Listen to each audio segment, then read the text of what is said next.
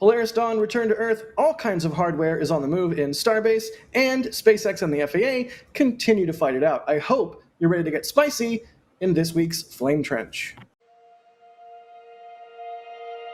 And here we go.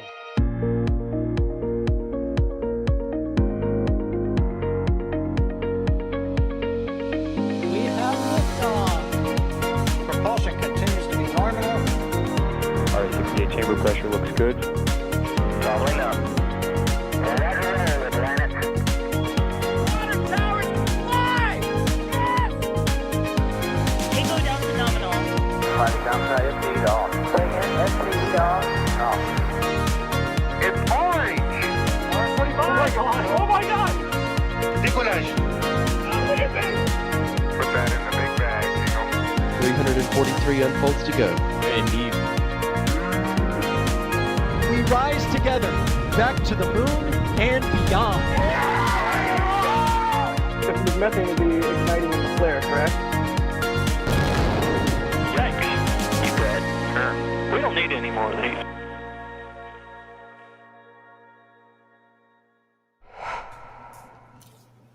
Hello and welcome to another NSF Flame Trench. This is our weekly informal news show where we get a little spicy about the topics of the day. If you want a formal sort of overview of what's going on in spaceflight, you can watch This Week in Spaceflight, which also comes out every Friday and is a fantastic show. So you can get kind of like the hard news in that, and then you can get sort of our opinions in this. I'm Jack Beyer for NSF. I'll be hosting today's show. I apologize for that. But thankfully, mercifully perhaps, joining me are several of our ever-competent cast of cohorts and commentators, starting off with EJ, who is reading a book. What you reading this week, EJ? I feel like we need an EJ's book corner. Yeah. We got Rocket Boys. Rocket Boys by Homer Hickam. Oh, what a Pretty legend. good. Pretty good book.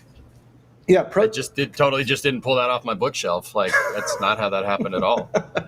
Pro tip, if Homer Hickam language checks you on Twitter, do not escalate the situation. That's generally a bad call. Prodigious.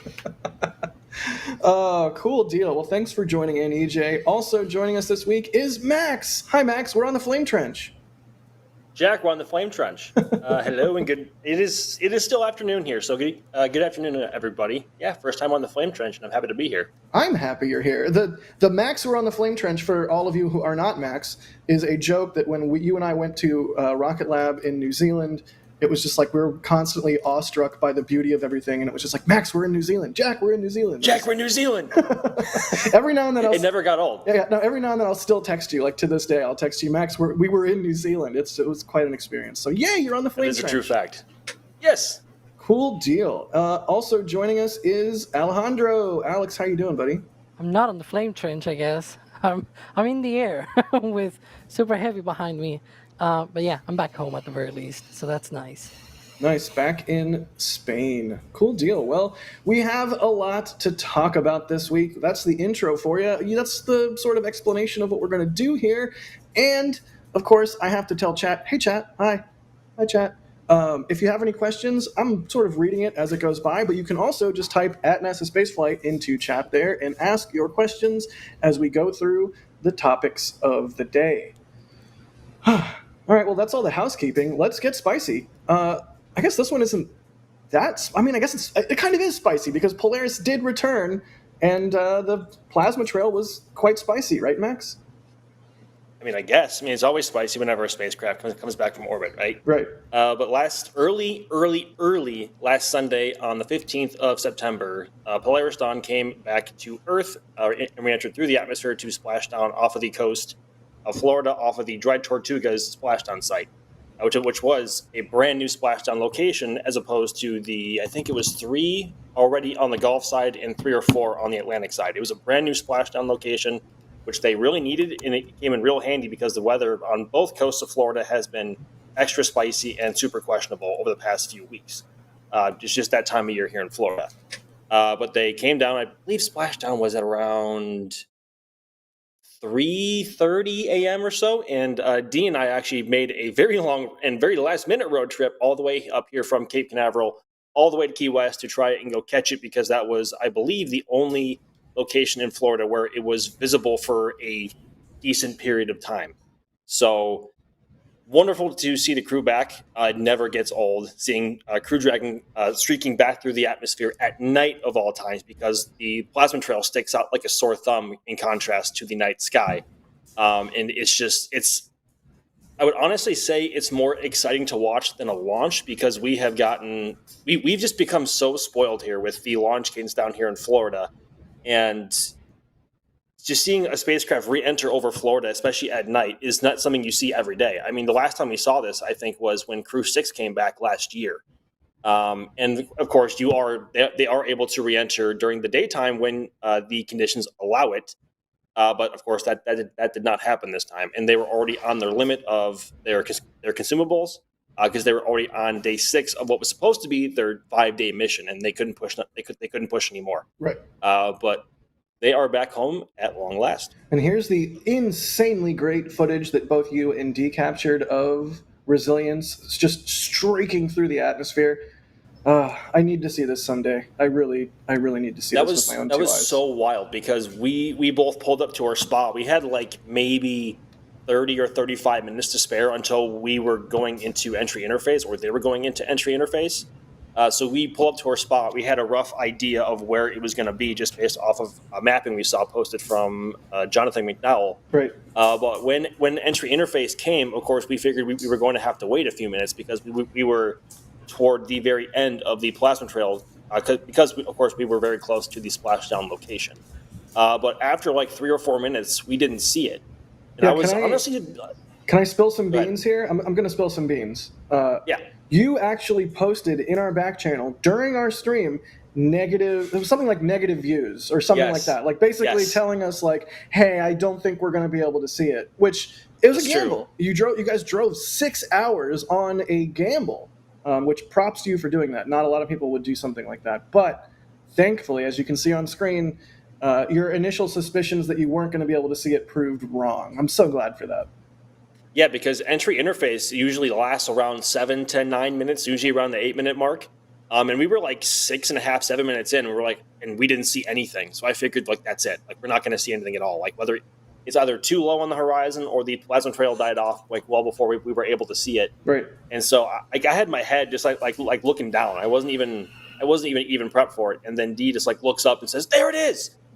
And it just appeared right below the moon. It was the most surreal thing I've ever seen, really. And then, of course, you saw how long the plasma trail was at first when we saw it, but of course, as it scrubbed speed and came into the lower parts of the atmosphere, that plasma trail began to shorten, and then it eventually died. Although Dee had the glowing remnants of the heat shield for a while because it was still glowing, and he was able to track it for a while. But, it's orange.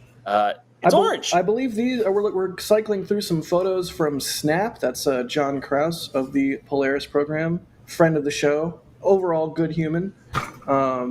Excellent work on his part as well. Excellent work on your part, Max, and Dee as well. Like, again, not a lot of people would haul, the mail 6 hours across the country just for the whim or the chance of seeing something in the sky. That's dedication for you.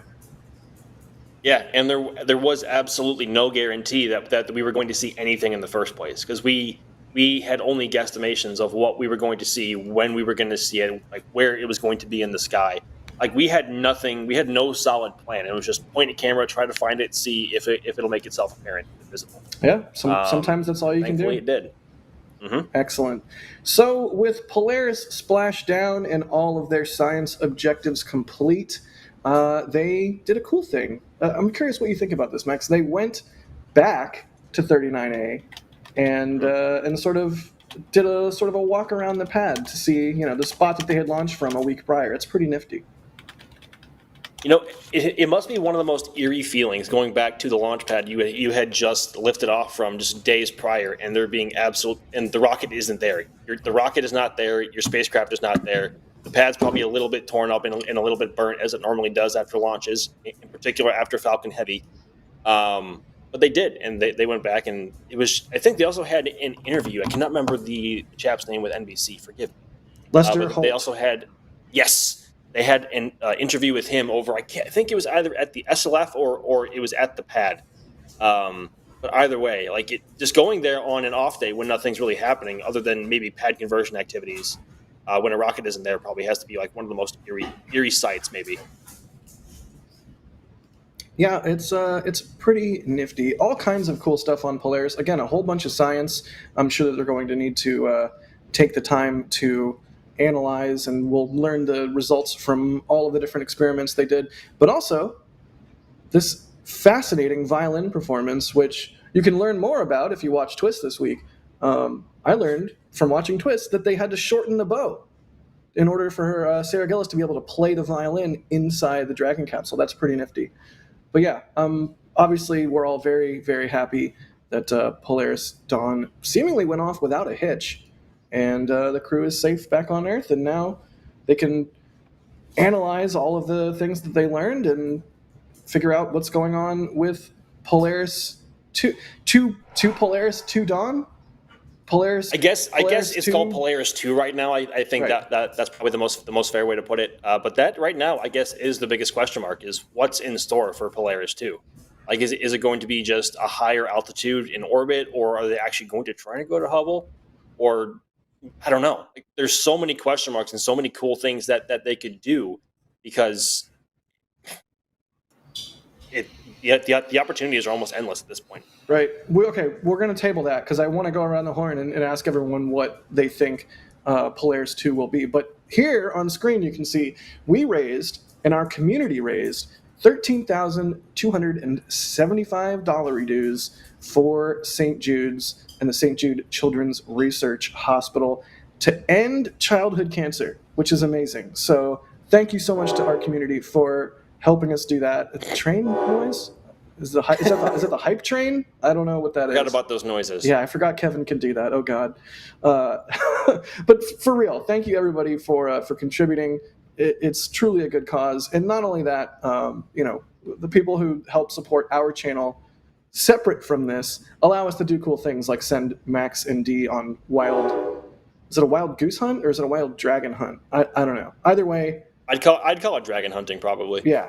Either way, we have literally the best community on the planet. I still can't believe we can do this as our jobs. So just thank you, everybody, for not only being cool and raising money for St. Jude, but also for helping us do what we do. You all right, EJ? You good? You all right? Oh yeah, no, I'm fine. All right, EJ, what do you think is going to happen? If you could just snap your fingers and decide the mission profile for Polaris 2, for 2 Polaris 2 Dawn, for Polaris 2 Electric Boogaloo, what would you pick for the mission profile? I would call it that. I think you talked to your community about it. Your Twitch. EJ's on Twitch. I always forget to plug this. EJ's on Twitch. I forget to plug it too. Sub so it's not your follow fault. or member, whatever. Do whatever the Twitch action is that you should do so that you can get notifications when EJ goes live, because EJ rules. But please continue, EJ. I stream on YouTube as well now too. We could simulcast. Ooh. Yeah, that's cool. Some of you guys have figured it out. Some of you guys. So yeah, what do you think? Polaris 2. This is probably going to make people cringe, but this is probably not what's going to happen, but it's what I want to happen. Yeah, to be clear, we should sound the very loud speculation siren. None of us know anything. I asked Jared during the post-launch or post-flight presser they did, and he basically said, we have a lot of work to do to wrap up this mission and figure out what we learned, and then take what we learned and build off of it for Polaris 2. So non-answer, but an understandable non-answer. It's an annoying question to ask. It's like an artist comes out with a new album, and you're like, oh, this is a great CD or album. Oh my God, I'm so old. You're like, this is a great album. When's the next album? And they're like, bro, I just put this out. What's wrong with you? But I had to ask because, it's a fascinating question. What are they going to do for Polaris 2? So I'm prepared to cringe, EJ. Lay it on us. Okay. All right. This is based. So, guys, we were listening to the press conference when Jack asked that question over on my end, and it spurred this whole conversation. And we got to cooking here. Okay. So once again, we have no idea if this is what's going to happen. I can't stress that enough. Just to reiterate what Jack said, We don't know for sure. But I think, all right, I'm just going to put this one out there. Chat, you don't like it, you send it right back. Okay, you send it right back to me. You can RTLS the idea, right? All right. So I think Polaris 2. Okay, so it's kind of ambiguous. Okay, it's kind of ambiguous what Polaris 2 is. We know that Polaris 3 is a crewed Starship flight. That's the mission to the Polaris 3 is to get Starship a human rating for ascent and descent, right? Right. So that got to thinking, like, we know Polaris 2, what do we know? We know Polaris 2 is a Dragon mission, right? And then we know that Polaris 2 is going to lead to Polaris 3. These missions just have to be tied together somehow, right? Like, I mean, kind of, they don't have to be, but that kind of like, that's the logical thought. Like, you know, if I was going to sit there and think about like what they're actually going to do, it's probably more suit testing. Like if we want to be super realistic, if I had to throw my hat into the ring, but we were thinking about this. So, okay, we know that Polaris Dawn, from that post-flight presser, that Dragon depressurization is only a thing you can do once. You can only do it once when you're up there. Dragon can't depress and repress. It's not an airlock, right? The pressurization systems only go one way, and it's an open loop system, Right. like what they were talking about. The only way it works is they have to bring a whole bunch of extra commodities like oxygen and whatnot in order to refill the cabin after the fact, and they can only fit so much of that, so they have one depress. So that got me thinking, how would SpaceX get an airlock up there? Ooh. They would get an airlock up there by launching it on a Starship and then having Polaris 2 dock to the Starship. And then they can test the suit multiple times up in space. Chat and I kind of were formulating up this concept of, we came to call it like Star Lab, basically reusable Starship Skylab, right? I love it. Because if you think about it, right, you know, if we play off the notion that these missions are designed to feed into each other, one is the critical step for the next, like, which is what they've said. They've said that that's going to be a thing, right? It makes sense that, you know, if the third flight is an end-to-end STS-1 style mission for Starship, right? It makes sense to maybe do the on-orbit testing here to fill in the proverbial blanks here for that mission, right? Yeah, that doesn't retire some risk. That doesn't even make me cringe at all. That's just perfectly logical, EJ. I mean, it would make sense. It's just it's crazy, dude. That's a nutty one. It is crazy, but how do you begin the human rating process for Starship? It makes a lot of sense to throw some ECLIS in it. That's environmental control and life support systems. Then dock with it once it's on orbit. Then you're eliminating the risk of a Starship launch from the mission profile. You dock with it on orbit. And that way you can float around in a large, you know, space station-sized space and enable all kinds of different research, exercise, science, and airlock stuff. Yeah, that makes exactly, sense. dude, That doesn't make me cringe at all. I love it. I hope that happens.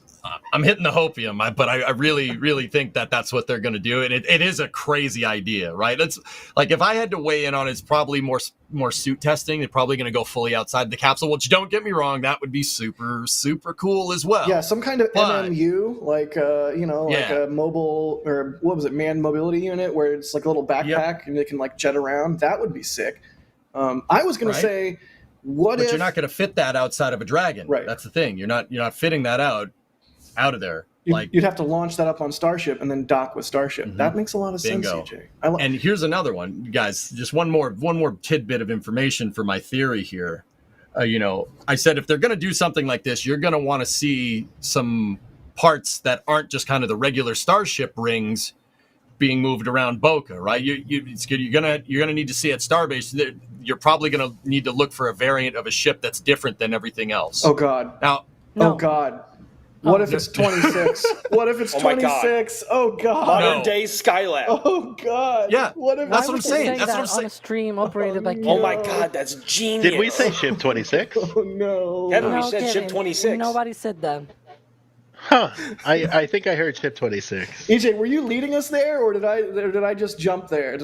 No, absolutely not. No. Absolutely no. It's not going to be ship 26. I think ship 26 is a main propulsion testing article. That thing's never getting near space. Not with that attitude. No. Okay, so I was, we started digging over on my stream, and we were like, okay, what is there anything different? Well, they shipped the airlock that they were using for Artemis testing to Starbase recently. What are they going to do with it there? You ain't doing testing with it there. They're going to do They were doing testing with it at Hawthorne. So I'd be surprised if that thing is even functional and more than a mock-up. Well, that's what I mean. Why would you ship it there? Maybe they're using it. Maybe they're using it as a template to build a high fidelity one at Starbase and put it on a Starship. Because right? that thing was essentially like a booster header tank. Yeah, exactly. It's a converted booster header tank. They made it into an airlock. I do think that, there's probably a potential further step, so to speak, right? Everyone here probably agrees that it's, getting actually out of the capsule and do something outside. I do think, though, that there's probably a way to do that and not having to have, the portable mobility thing that we saw with the EMU like way back in the 80s or something like that. You can essentially still be strapped, and that's what they do on the ISS. They still have straps and everything that keep them close and attached to the ISS while still being able to move. They just need to relocate the strap every single time that they move. I think there's potentially a way to even further develop the suit such that you can operate outside of the spacecraft that way. Think, for example, in the future when you want to repair a spacecraft, right? We do that on the ISS, but that's never been done commercially. Nobody has done, before Polaris Dawn, nobody had done a commercial EVA. What about a commercial repair in space? Mock up some kind of repair in space. That will be very interesting, sort of like STS-114 kind of thing, where you go and, Shuttle mentioned. Shuttle mentioned. Shuttle mentioned. When you go outside of the Dragon and you actually go, there's nothing to repair, but you sort of mock up that you're repairing something on Dragon, right? That could be a thing that you could do, and to fully test those capabilities of actually coming out of the capsule and just be tethered, but completely autonomous, right? That will be a way, I think, intermediate way that doesn't involve perhaps the Starship and could probably be done earlier. If you think, about Honestly, something like that. I feel like, we frame Polaris a lot of times, at least I do, I know others have as well, as like a modern day Gemini. And if you're looking at that, then it makes a lot of sense for Polaris 2 to involve a rendezvous with a target. Whether that target is Starship or something else remains to be seen, but that would be Hubble. Okay, here. This is what. We're on like 5 different tangents right now, but I did want to ask everybody what they thought Polaris 2 would be, and I was going to jokingly say that they're totally not going to do this, but if they're going to go to Hubble, they don't have authorization to do anything, but they're just going to go to Hubble and be like, "I'm not touching it. I'm not touching it." they're Hubble flyby, pretty much. Right. They're like, we could have done something, but NASA said no. But we're not touching it. We're not touching it, but we could have. That would be hilarious. But no, you could launch 2 Dragons actually. Now that you say that, because you have cool. 39A and 40. Now it's not Dragon to Dragon docking. Pad. That would be sick. In theory, maybe. Right? That would be cool. Just for the sake of doing cool things, I will love that. I do think it makes a lot of sense to involve Starship, assuming Starship is ready to be involved when Polaris 2 is ready to be launched. In just the way that, EJ, you really cooked. It's some good food you made there. Food for thought. Hey, I'm Sawyer. I did see someone in chat. They were talking about, what about launching Crew Dragon on Falcon Heavy? Because that was something that was planned at one point, then was left. And it's like, wouldn't it be cool at least to see that once? Bring back Grey Dragon, maybe? Yeah, send it around the moon. That'd be sick. That would be sick. Yeah. Max, crew rate Falcon Heavy for 1 crewed mission, and that's it. Right. Yeah, just once. Just once. Once. Max, what do you think? Just like EFT1, that's it. Yeah. Right. Exactly. You could take any one of these ideas and run with it. But to be honest with you, the leading theory that I have, or that I'm running with just based off of personal speculation, is something to do with Hubble. Whether it be that they get approval to approach the spacecraft and dock with it and work on it or repair it, or do a Hubble flyby, like you had mentioned, I'm not touching it. I think that would demonstrate because obviously to do that and get very close to it, especially outside of the spacecraft, that would be a further demonstration of an evolution of their EVA suit whenever they opt to install or somehow install an exterior life support system that isn't just through their leg going back into the spacecraft, like its own isolated life support unit. So I think Hubble would be a leading theory for me personally, but ever since EJ mentioned, ever since he brought Starship into the equation, that makes so much sense. So much sense.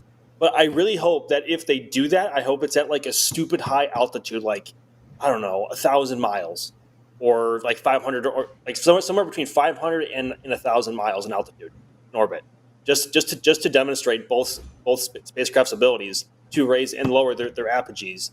And also you're farther out into the, So gotcha, man. Yeah, I mean that's not a bad idea, dude. No, I a Hubble surfacing would be good, Max, but they'd need an airlock. That's the one thing that I can't get out of my mind. You need an airlock. They were able to depress Dragon because it's open loop for maybe 15 minutes, and that's about it, right? Huh. You'd need some type of airlock, right? You could throw it inside the trunk. Yeah, that's true. That is exactly so. Ryan is actually putting in the back channel. Please tell me how you will dock to Hubble, have access to the trunk, and be able to EVA without using the side hatch. There are two options that I think are probably viable. The one is the one that was proposed at one point, which was having the docking system actually on the trunk. So you dock to Hubble, butt to butt essentially, and then you have the forward hatch is free for you to just go around and fly to Hubble. Another way, though, is you could have the hatch inside of the trunk, detach it after you go into orbit, turn around, just like Apollo, and then dock to it. Yeah. And then dock to Hubble through the not the hatch, like airlock kind of thing. And then Alex, how would you do that with the thrusters? How would you do that with Dragon's thrusters? The forward-facing thrusters are how it boosts in orbit. How would you do that? Well, you first just essentially, so you will have the thing on springers or springs essentially, and you can detach it. Like you just separate it, just like stage separation. Yeah, no, I understand trunk, that essentially, and you just do sort of like Apollo transposition and docking. No, I'm talking about after all this happens. The thrusters that are on Dragon, there's 4 forward-facing ones. We actually saw them firing on Polaris Dawn, and but SpaceX they don't need to be the ones that do the pulse width modulation. What? But they don't need to be the only ones being used. That would require so much modification to Dragon. For example, when the Dragon undocks from the ISS, it does not have springs to be able to separate physically from the ISS. It has hooks. I know Jack will laugh about that. It has you say it just fine. I don't know why it's funny. That open. Say it just fine, dude. And what they do is that they fire the thrusters, but not the bulkhead thrusters, because those are right against the docking port. What they do is they use the service module thrusters to be able to back out, because there are at least 4 of them around that look up like this, and so they can use that to be able to push back away from the docking port. So you could use something like that also for maneuvers in space. You can just do the transposition and docking while you are already in the facing orbit, so to speak, where you are close to Hubble. So you don't need to make large burns with the bulkhead thrusters. Like there are ways to do that. Yeah, no, I'm following. There are ways to get around it. You're taking a nasty cosine loss of thrust there with those thrusters because they're tilted out, like you said, right? Like they in fact, I tend to say when they return from the ISS, they sometimes have so much leftover propellant that they do what is called a waste propellant burn, which is essentially the equivalent of doing donuts with your car, essentially just wasting fuel for the sake of wasting fuel and not going anywhere. They fire thrusters in opposite directions and they burn propellant just to go down in mass for the reentry. Yeah, I'm following. But I think also at that point you have to remember that on the trunk itself is where Dragon's solar panels are, and that is where it gets its power supply when it's not attached to the ISS. So if they had to decouple the spacecraft from the trunk, No. I mean, the airlock is inside of the trunk. You separate it from the trunk, then Dragon rotates and docks to the thing. Okay. Now I'm on track with you. Yeah, sort of like on Apollo when they had the lunar module on the S4B, they separated the whole thing and then rotated back and docked. I like it. All right, guys, tell me why I'm wrong, okay? Because I love when Alex tells me that I'm wrong, right? Oh my God, you're wrong. I know I'm wrong, but just tell me why. Hideous. It's not Ship 26. No. NASA has commissioned, contracted SpaceX to build a bigger Dragon. Why? Why can't they use this? I mean, it's not bigger. It's still Dragon, but it's got a much bigger trunk, right? You said the problems were propellant and more life support systems. This is made for a lot more propellant. How do you abort with that, though? If you need I don't to know. abort your flight. That's a very good question. Yeah, carefully is the right answer. So, oh man, someone in the press conference when NASA released the award for the ISS deorbit contract, because guys, that's what you're looking at here. Kevin brought up a picture of the module that Dragon is going to use to deorbit the ISS sometime in the 2030s, right? I believe it's being called the US deorbit vehicle, which is a very descriptive name. USDV. It's basically an uncrewed Dragon with a service module that instead of having a service propulsion system, they just went the Kerbal route and just put more small thrusters at the back. Hey, there's just a lot of Dracos. More just thrusters, more thrusters. better. I was just going to say that. That's basically. Don't steal my exactly. bit. I would steal it from you, Jack. I would. So, one, that thing doesn't have Super Dracos on it from the render. And two, in that press conference that they were talking about, somebody actually asked that question, are you going to do more things with this? And SpaceX said, nah, the USDV is a one-off design. It's a one-off thing. But, I mean, I don't know. Maybe. Who knows? Maybe the SpaceX person was saying that in reference to the contract. You know what I mean? Like, oh, we're not going to use this again with this contract. I mean, that's basically a service module for Dragon. And, I mean, Kevin, you could. But yeah, I mean, I don't know. Maybe we're reading too much into what SpaceX was saying, what SpaceX said in that press conference. But they said this is a one-off design. Here's an idea, though. So who knows? Presumably, Dragon XL, which is a sort of a similar type of thing. It's a Dragon variant that is going to be used as part of the Lunar Gateway. Maybe Dragon docks with Dragon XL, and then that way you're eliminating Starship from the equation, but you gain maybe like an airlock and other capabilities along with Dragon XL, and then that is in furtherance of the Artemis program because it would validate characteristics of Dragon XL. I don't know. I'm really reaching here, but really fascinating. Have you heard anything about Dragon XL, dude? No. Have you heard anything about that? I mean, you barely hear anything about Gateway at all. Like, is Gateway still a thing? It might be. Not sure.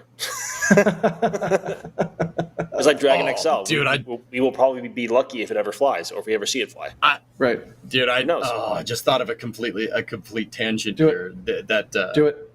So the other day, in chat, maybe you can tell me. Now it's my turn. Maybe you could tell me why this is okay. Like, NASA gave a huge contract to Intuitive Machines, like to the tune of like $4 billion to build a lunar communications network around the moon. I'm not 100% sure why you do that when the whole kind of idea behind having Gateway is that Gateway serves as your relay for a base on the South Pole because direct line of sight with Earth from its rectilinear halo orbit. So why do that and Gateway at the same time?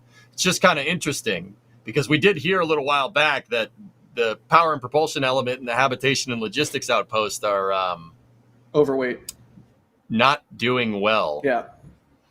So why throw out this contract too? Yeah, right? That's interesting. One of the big stakeholder expectations of Gateway is that it's your relay as well, which is, that really gets the noggin jogging. It does. Gets the old brain juice flowing. Huh. It activates those almonds. Also, $4 billion for a lunar communications relay. Like, just throw some Starlinks up there. It's not. It just put some Starlinks around the moon. I'm sure it would cost less than $4 billion. Anyways, JS Webb is saying redundancy. Dare I say dissimilar redundancy? I know we all love dissimilar redundancy here at NSF. But let's do some questions. That was a good brainstorm session. One thing real quick. Before we get to the questions, Flood said gateway is not always visible to the whole surface at any instance. Yeah, but with a rectilinear halo orbit, you have a low parasynthion, right? And because you have a low parasynthion, you have a low parasynthion. Oh, how dare you! How dare you? How dare you? No, because you have a low parasynthion, the blackout window for no communications is like, it's not very long. I don't know, like an hour at best, guys? Probably less. Gateway in a rectilinear halo orbit with your parasynthion over the North Pole and apocynthion over the South Pole would spend like 95% of its orbit over the South Pole in line of sight with the South Pole and with Earth. You're going to pay $4.2 billion for a 15-minute blackout window? I don't call that redundancy. I'd call that something else. But I mean, I'm all for NASA fostering private companies to, help the growth of the new space industry. But yeah, perhaps that's an interesting one. That's an interesting one, EJ. As you said, it got my noggin jogging. But also, jogging my noggin are some viewer questions we have here. See what we got. Eric Frazier is asking, Jack, what was the other question you didn't think of until after you had your chance? So I don't ever want to be that guy in a press conference that's like, oh, follow-up question, blah, blah, blah, blah, blah. Like, no, you get one question. Thank you. You better ask a good one. Thank you. And not to bag on reporters that do ask follow-ups. Sometimes you need to ask a follow-up to make sure you're getting the proper context on the answer, whatever. You get the point. So during the EVA, you may remember when Jared was sort of saying, rotation 4, mobility 3, like he was rattling off a series of, it almost sounded like test cards as he tried different actions in the EVA suit and assigning them a number rating. Now, that could have just been like a 1 to 5, 1 being bad, 5 being good. Or, this is what I wanted to know, it could have been the Cooper-Harper rating scale, which is a commonly used scale amongst test pilots to assign controllability and attributes to an aircraft. The only reason I know about the Cooper-Harper rating scale is because, of course, the Roton rotary rocket, if you know what that is, famously horrible design. They only flew it like 3 times, and the test pilots gave it I believe they gave it a 10, which is the worst rating of all, which essentially the definition of a 10 on the Cooper-Harper is something like control will be lost during normal operations. Like something like it's basically uncontrollable. So I wanted to know, were they just using a 1 to 5 scale? Were they using Cooper-Harper? That was my other question, Eric. Haven't gotten an answer yet, but hopefully next time I see Jared in person, I can be like, hey dude, were you using the Cooper-Harper? And he'll be like, yes. Or he'll be like, nah. But either way, we'll find out eventually. Love how you played these events out in your head. Oh, dude, welcome to my brain, man. You know me all too well. Yeah, I got you. Let's see. Andrew Folks with more of a statement than a question, but they're saying jetpack testing could be conducted inside Starship, so if the jetpack fails, you just find a wall. You don't just go drifting off into space. That's a reasonable take. John Hansen is suggesting they do a rendezvous with a target, maybe a purpose-built target, do some repair actions. That would make sense. I think that doing something like that, or doing something like the joking, like Hubble flyby, but not actually going directly to Hubble, might make sense. Because that's a way to prove to NASA, right? Like, hey, we can do this. We said we can do this. We're showing you that we can do this. We're not touching it. But we can do this. And then maybe NASA will finally be like, okay, fine, you can save Hubble. That'd be great. Eric Frazier is asking, why don't long-haired astronauts wear hair ties? That sounds like a sweeping generalization. I think they do. It's just sometimes they don't because it's more comfy, right? Yeah. But they say I think one of Scott Kelly's best quotes ever on orbit was, "The best hair for space is none." Hey. And Jack, by that, you and I are qualified. Hey, Team Bald Guy, let's go. I'm glad I'm not getting any spill off the green screen and like making my head. EJ, don't shake your head. You're gonna be one of us soon enough, man. I've seen your head. No, I've seen your head. No. Do it now. Yeah, just rip the Band-Aid off, man. Just do it. No, I'm good. One of us. One of us. Google. All right. Alex, I need some. Can you lend me some hair? Are you asking Alex to mail you hair? No. There. No. Yeah, maybe. Yeah, right. as the only long-haired person here, I will say that ties are probably not good. I sometimes wear a tie on my hair for a long time, and then it like hurts, right? Your head, yeah. Especially in space once. when you have your fluid shift all the way up, probably doesn't feel good for a long time. Yeah, for like necessary operations, put a hair tie on. Otherwise, let it fly free. I mean, if you have never had long hair and you have no idea, I did actually have long hair once. I swear, I'm not making it up. And I did wear ties occasionally. It does hurt, but if you've never had that and you want sort of an analog, if you've ever worn a pair of really tight socks for a long period of time and then you take the socks off, then you're like, oh, geez, the hair on my leg, it like really hurts. Maybe that's just me because I have a lot of hair everywhere. Anyways, moving right along. Oh my God. Cal L says, my wife Patty was born with cancer, which was cured in 1965 and lived until 2017. So St. Jude is a good way to spend your money, and Vanderbilt University isn't bad either. There you go. Testimonial from Cal L. There you go. Wait, go ahead. No, I was agreeing with you. I was Christian. And James Atkinson asking, what new science did we learn from Polaris Dawn that we know of so far? I think they're still kind of analyzing everything and all the data that they brought back. I haven't heard any specific, like, scientific papers or releases that have happened yet. It still seems kind of early for that, right, Max? Yeah, and they were also doing some post-flight experiments, I guess, with their physiology and other stuff too. So obviously, which you can only do post-flight.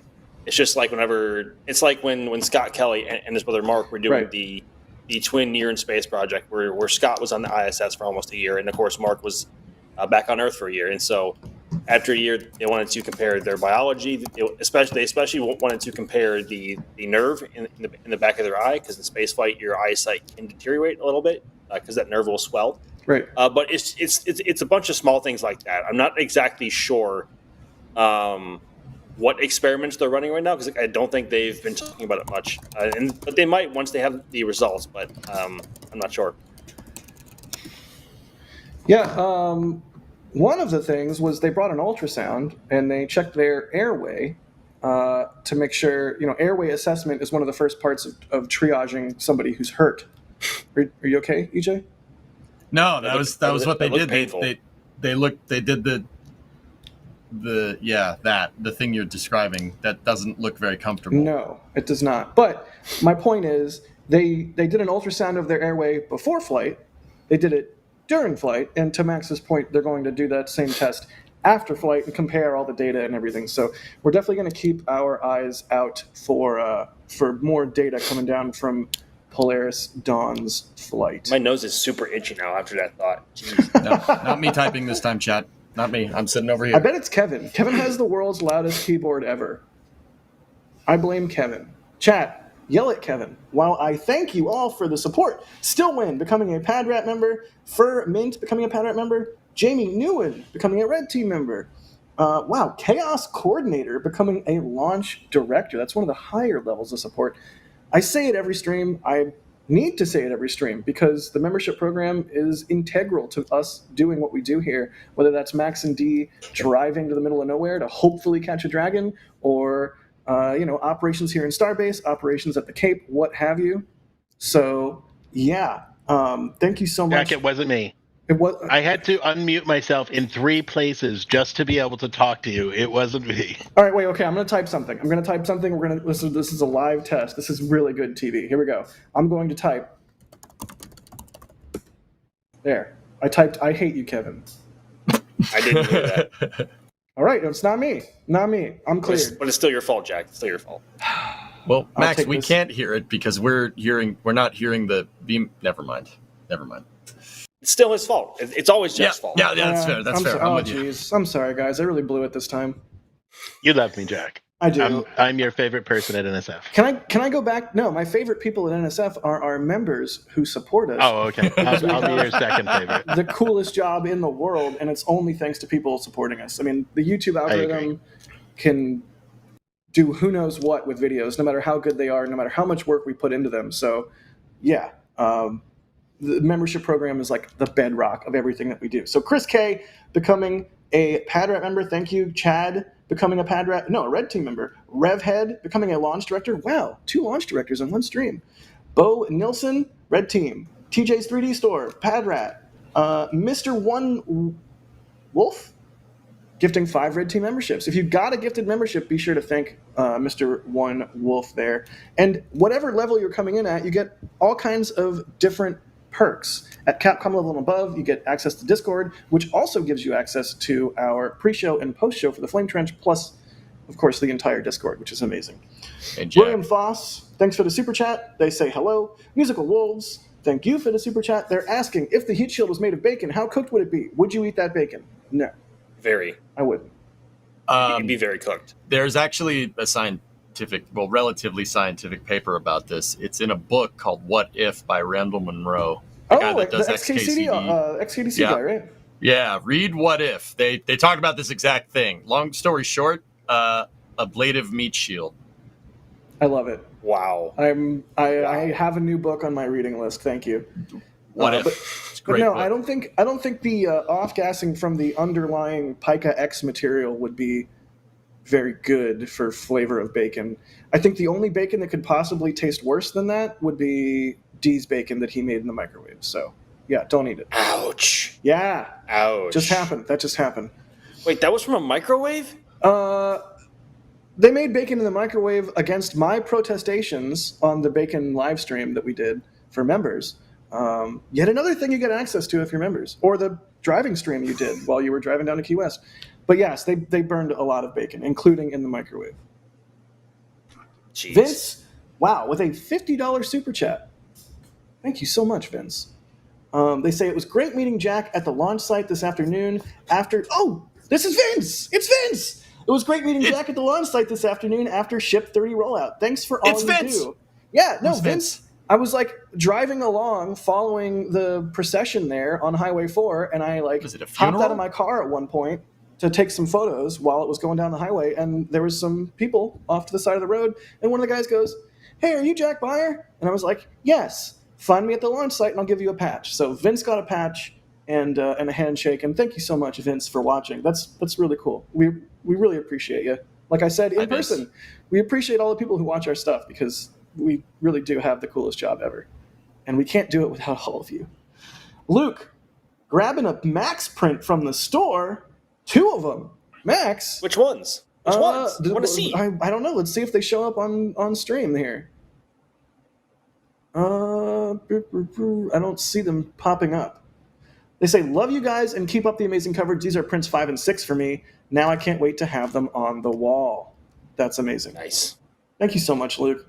As you all know, when you buy a metal print, a portion of the sale goes to the photographer who took that image. So Max just getting a little kickback there for his hard work, as I know he appreciates. Cameron Wiltshire, PadRat member. Devin, 5 Red Team memberships gifted. Thank you, Devin. Bob Smith, thank you for the support. They say, whatever happened to the Jack and D road trip to Electric Boogaloo? More insect jump scares. Oh, God. It'll happen eventually. We just haven't done one yet. There will also be one with all 3 of us in a car together at some point. Hey, that's gonna be can so I be invited chaotic. to this? Well, yeah, you're invited. You're invited. Really? Yes. All right. 100%. Yeah? I'm saying it Dude, right the now 4 of live us. on air. Also, I still maintain that we should do some sort of Cannonball Run thing live streamed ahead of a Starship flight where we all start the same like number of miles away from Starbase at the same time and to see who can safely and legally drive there the fastest. At the speed limit, of course, right? Yes. At the speed limit. I already have a vehicle for this task. Just All right, saying. well, you're in. What's your Is it a bobsled? What's your vehicle of choice? It's a 1987 Ford F-350 quad cab long box dually, 460 C6 transmission, 410 gears out back. Ooh, okay. It probably does 10 gallons to a mile. It's going to get 10 miles to the gallon no matter what you do. I could pull 20 horses behind me or pull nothing, and it's going to get 10 miles to the gallon. But it always Finally gets 10 something miles that's to the gallon. less gas efficient than my Land Rover, which gets 14 to the gallon. Starship. I feel like EJ just summoned like a demon or something with saying all that. What? He said it very quickly. Like, I just think the European mind can't comprehend. Can't comprehend. Can't Cannot comprehend big old trucks. Yeah, big American vehicles. Truck, tell you what, boy, put a big lump of dip in my lip and drive this truck. Hell yeah, brother. Oh, no. Hell yeah, brother. Oh, no. So off the rails. Lars, thanks for the support to the Words to Kilt Fund. I can't believe I just said that out loud. Daniel B., who's sitting right over here, just super chatted $5 and said Jack caused a traffic jam. I did not. Starship did. I believe it. They were not honking at me. You're not on stream. You're supposed to be quiet. Okay. See what I have to put up with? Be quiet. You see what I have to put up with? And, of course, John James becoming a Red Team member. Thank you all so much for the support. As you can see, the membership levels have a variety of different perks. At PadRat, you get your name highlighted in chat. You get access to the custom emoji. In fact, I'm going to spam some dragons right now because we're talking about Polaris, ostensibly. At Red Team, you get additional member-exclusive YouTube photos and video uploads. Capcom, you get access to the member Discord, where there's even more photo uploads, plus a channel for like everything. And at Launch Director and Flight Engineer, you get your name shown at the end of every NSF live show. So yeah, you also, like an example of some of the member-exclusive videos, get the NSF multi-view that we do for certain streams and tests. So the multi-view is really cool. Like if you're one of those people that's like, oh, I don't want to hear him talk, or oh, I just want to see all the camera angles, stop switching to camera angles, the multi-view is for you. But yeah, and you can see the Discord there. The Discord rules. There's food chat. There's also some spaceflight chat. You know the whole drill. It's a Discord. Can we watch you burn bacon in food chat? No. I don't burn bacon. I just consume it. Good man. Yeah. Good man. Good deal. All right, let's move right along to our next topic, unless anybody has some final thoughts on Polaris Dawn. Going once? Going twice? Sold. EJ, tell us a little bit about this Galileo launch that SpaceX did, and it was a beauty. I also want to bring Max in on this. Also, of course, Alex, because the European mind can comprehend, because it was a European payload, right? Yeah, yes, it was. So the other day, SpaceX on a Falcon 9 launched the Galileo FM26, FM32, two satellites here. And Falcon 9, for lack of a better word, yeeted these satellites to a medium Earth orbit about, 23,000 kilometers up there? I think the past tense of yeeted is yote, but I'm not a zoomer, so. Yote. I don't want to put any more thought into that. Okay. The yacht got yoted. I hate this conversation. Continue, EJ. Anyway, it shot these satellites up to an extremely high orbit, basically prompting the fastest Falcon 9, the highest energy Falcon 9, not RTLS drone ship landing that's ever been SpaceX has ever done thus far. So the plain English way of saying that is that stage flew higher and faster than any other first stage in the past. It was actually a pretty insane mission, and not only that, on top of everything, they were using booster 1067, and this was its 22nd flight. So it's kind of crazy to show the trajectory expansion that Falcon 9 is getting because SpaceX flies all the time.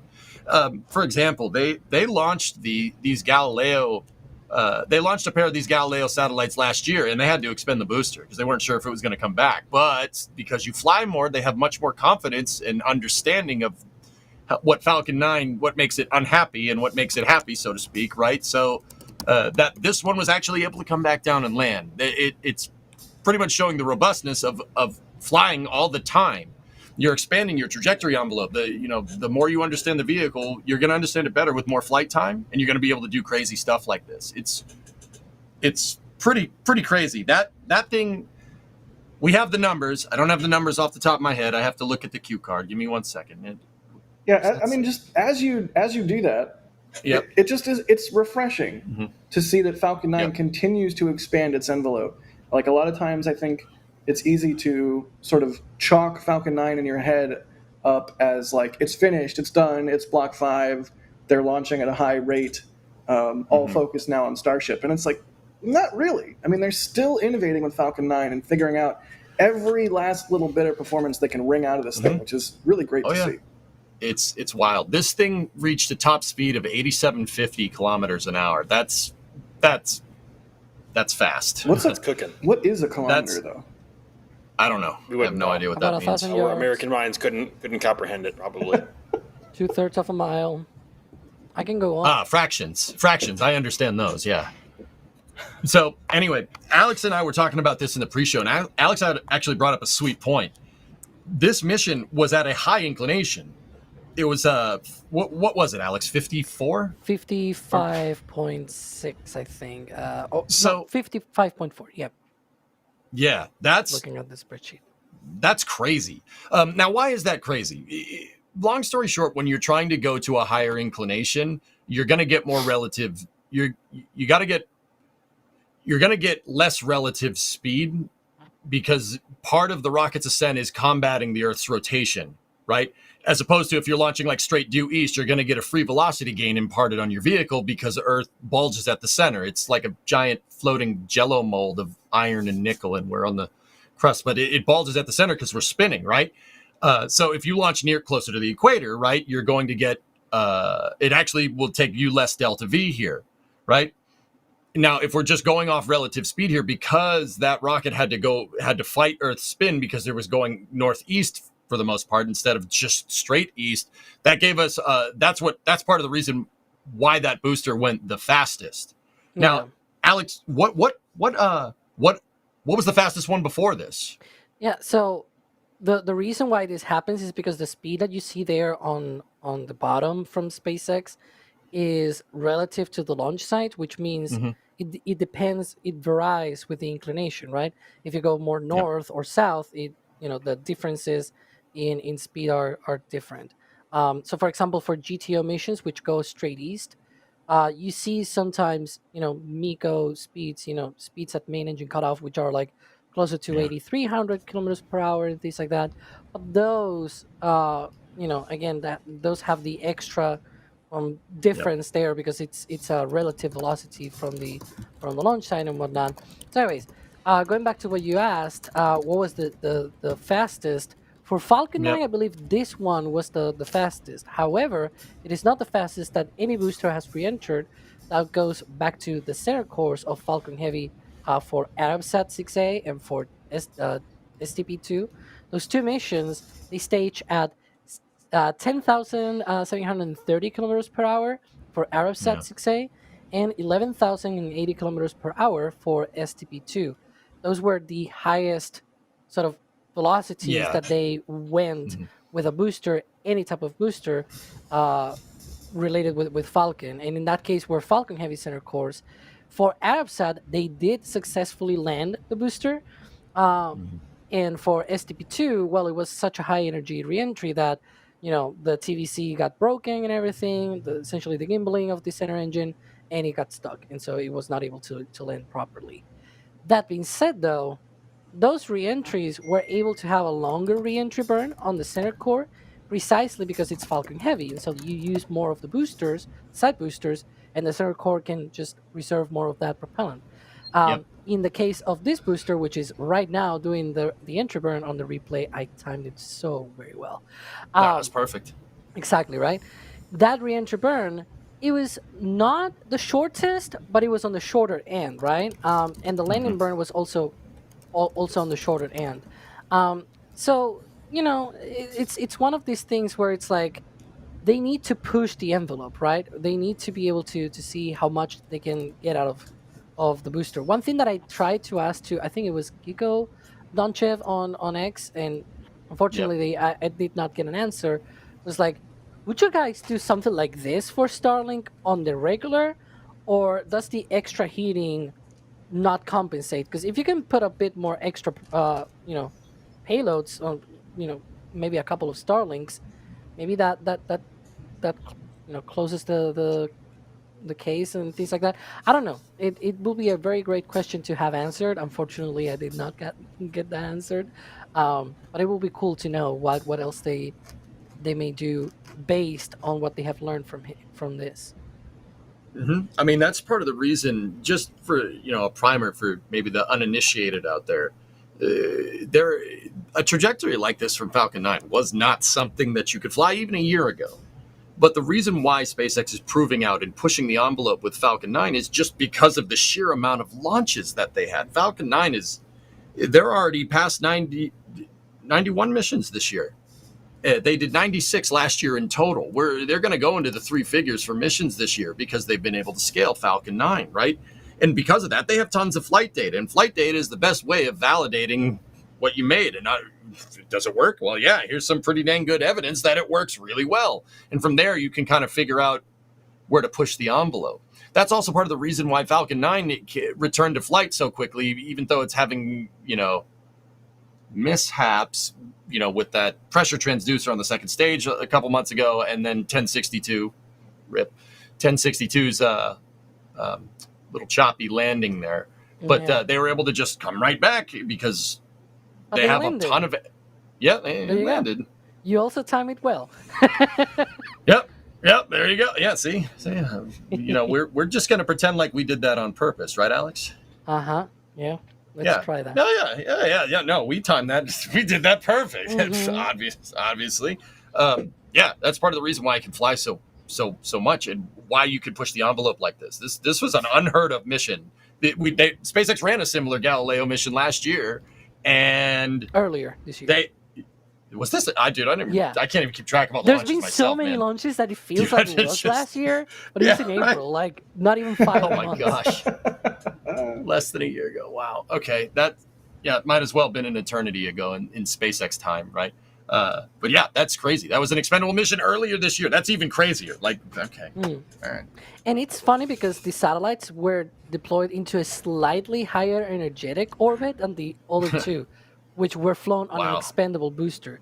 I'm looking here at my spreadsheets, and like the orbit was slightly lower and also lower inclination on that one. This one was a little bit higher and also higher inclination just by a degree or so. That's some. So not only did they reuse not only were they able to land the booster, but they put the satellites into an orbit with even more energy than they had done previously with an expended booster. I can talk. I talk good. No, it's good. That's phenomenal. That is phenomenal. Good.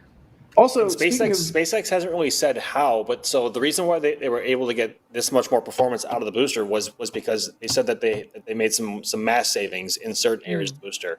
They haven't said exactly where, and we can speculate until the cows come home, really, about where that could be or how many areas that could be in. But that is why they were able to attempt, and obviously now at this point, successfully land this booster, which actually came back to port this morning. So, fun fact. Wait, they took a cow off of it?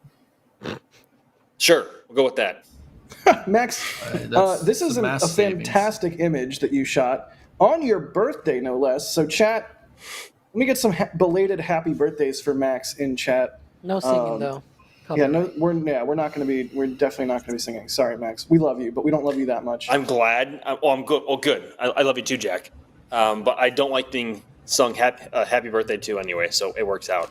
But yeah, you made this beautiful image. How was the launch from your perspective? So we were at our closest viewing location to any launch pad on the Space Force side. We were about 2.2 miles away, which is ridiculously close.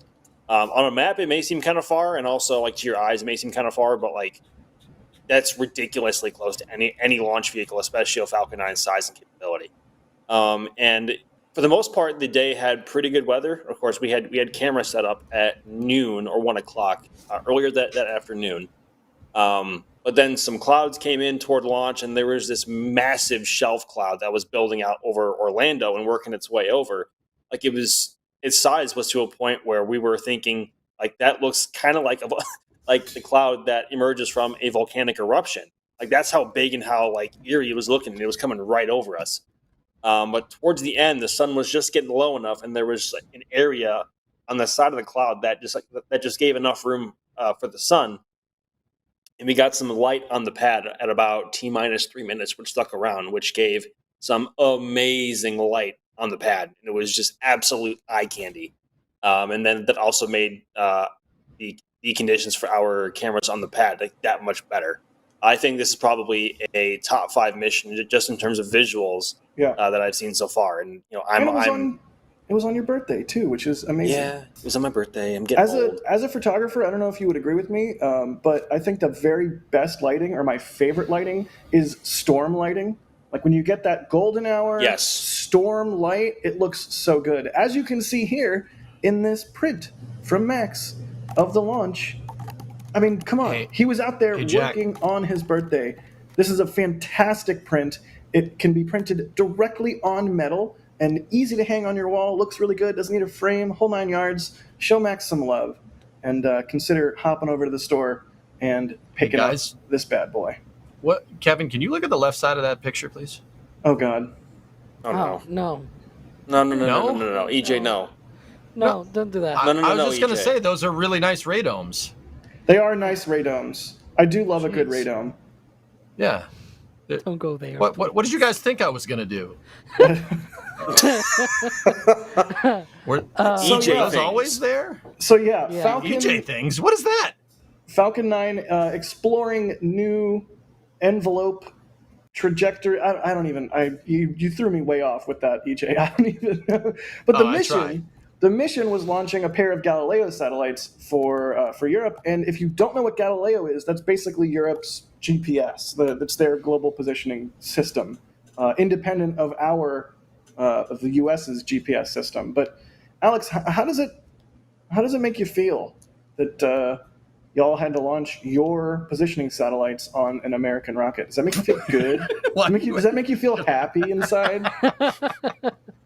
It's the flame trench. Come on, what do you want from me? I'll be up here for it, man. Okay, so I have two ways on this, because first, I love Falcon 9. I cannot resist. Of course, I want more payloads to launch on Falcon 9. I always joke, whenever there's a new contract going for Falcon 9 for SpaceX or whatever, I always go like, oh, all our contracts are mine, or something like that. Like, it's like, that's like the workhorse, not just of the US, but like of the world right now.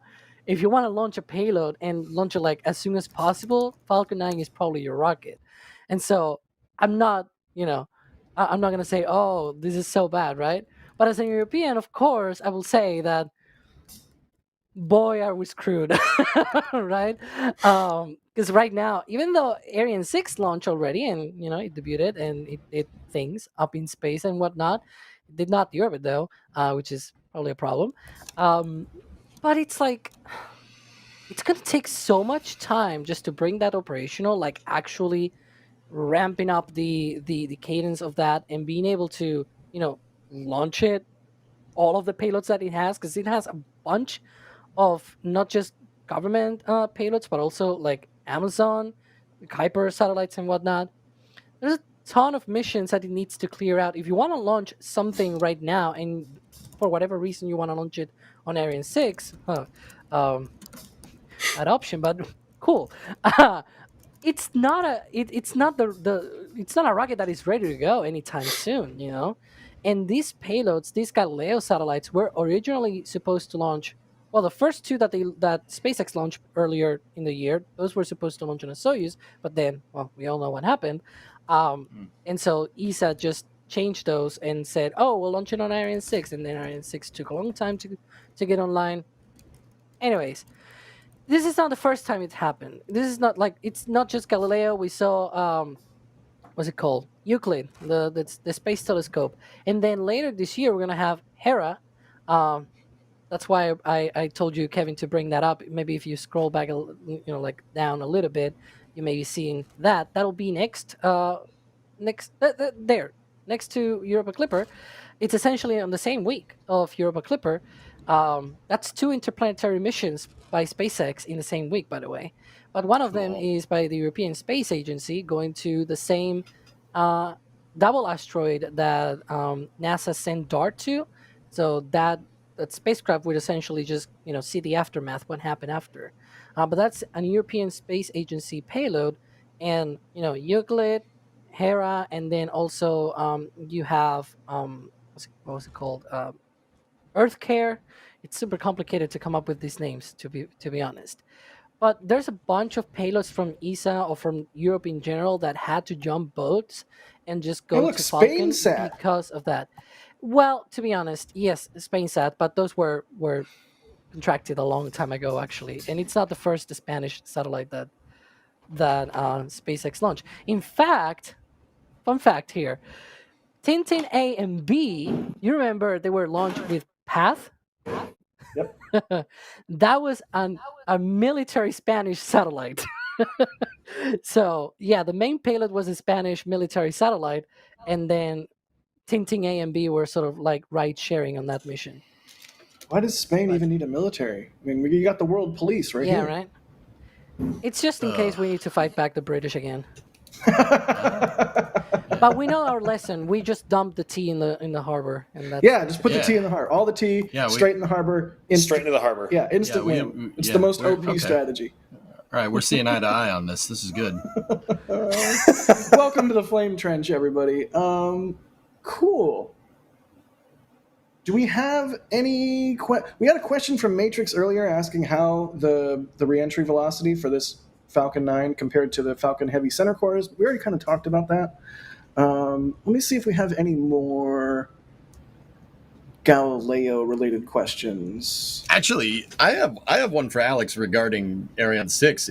Alex, if you want it, it's kind of a weird one, but do it. I don't care what he says. Do it. Okay, the CEO of Arianespace basically said the other day that they're never going to be like SpaceX. Like we're not like SpaceX because we actually launch payloads for other people. The reason why SpaceX launches so much is because they're launching internal payloads. I'm not going to sit here like what do you think about that? I'm not going to sit here and pretend that didn't sound like kind of some copium there. You know what I'm saying? It did sound like copium, and I've seen a lot of people saying that, even from other industry leaders as well, saying that SpaceX launches a lot because they launch a Starlink only, and it's like, dude, have you looked at their non-Starlink launches? They have over 20 right now. Back in the day, launching more than 20 times a year, in general, will have been the best of the best for a space company. Just imagine, that's just the customer missions for SpaceX. They have 60 Starlinks or whatever that they have launched. Like, that's insane. And they still have another quarter. Just spoiler alert, every quarter we're doing these sort of articles about what the SpaceX has done in the past quarter and of the year.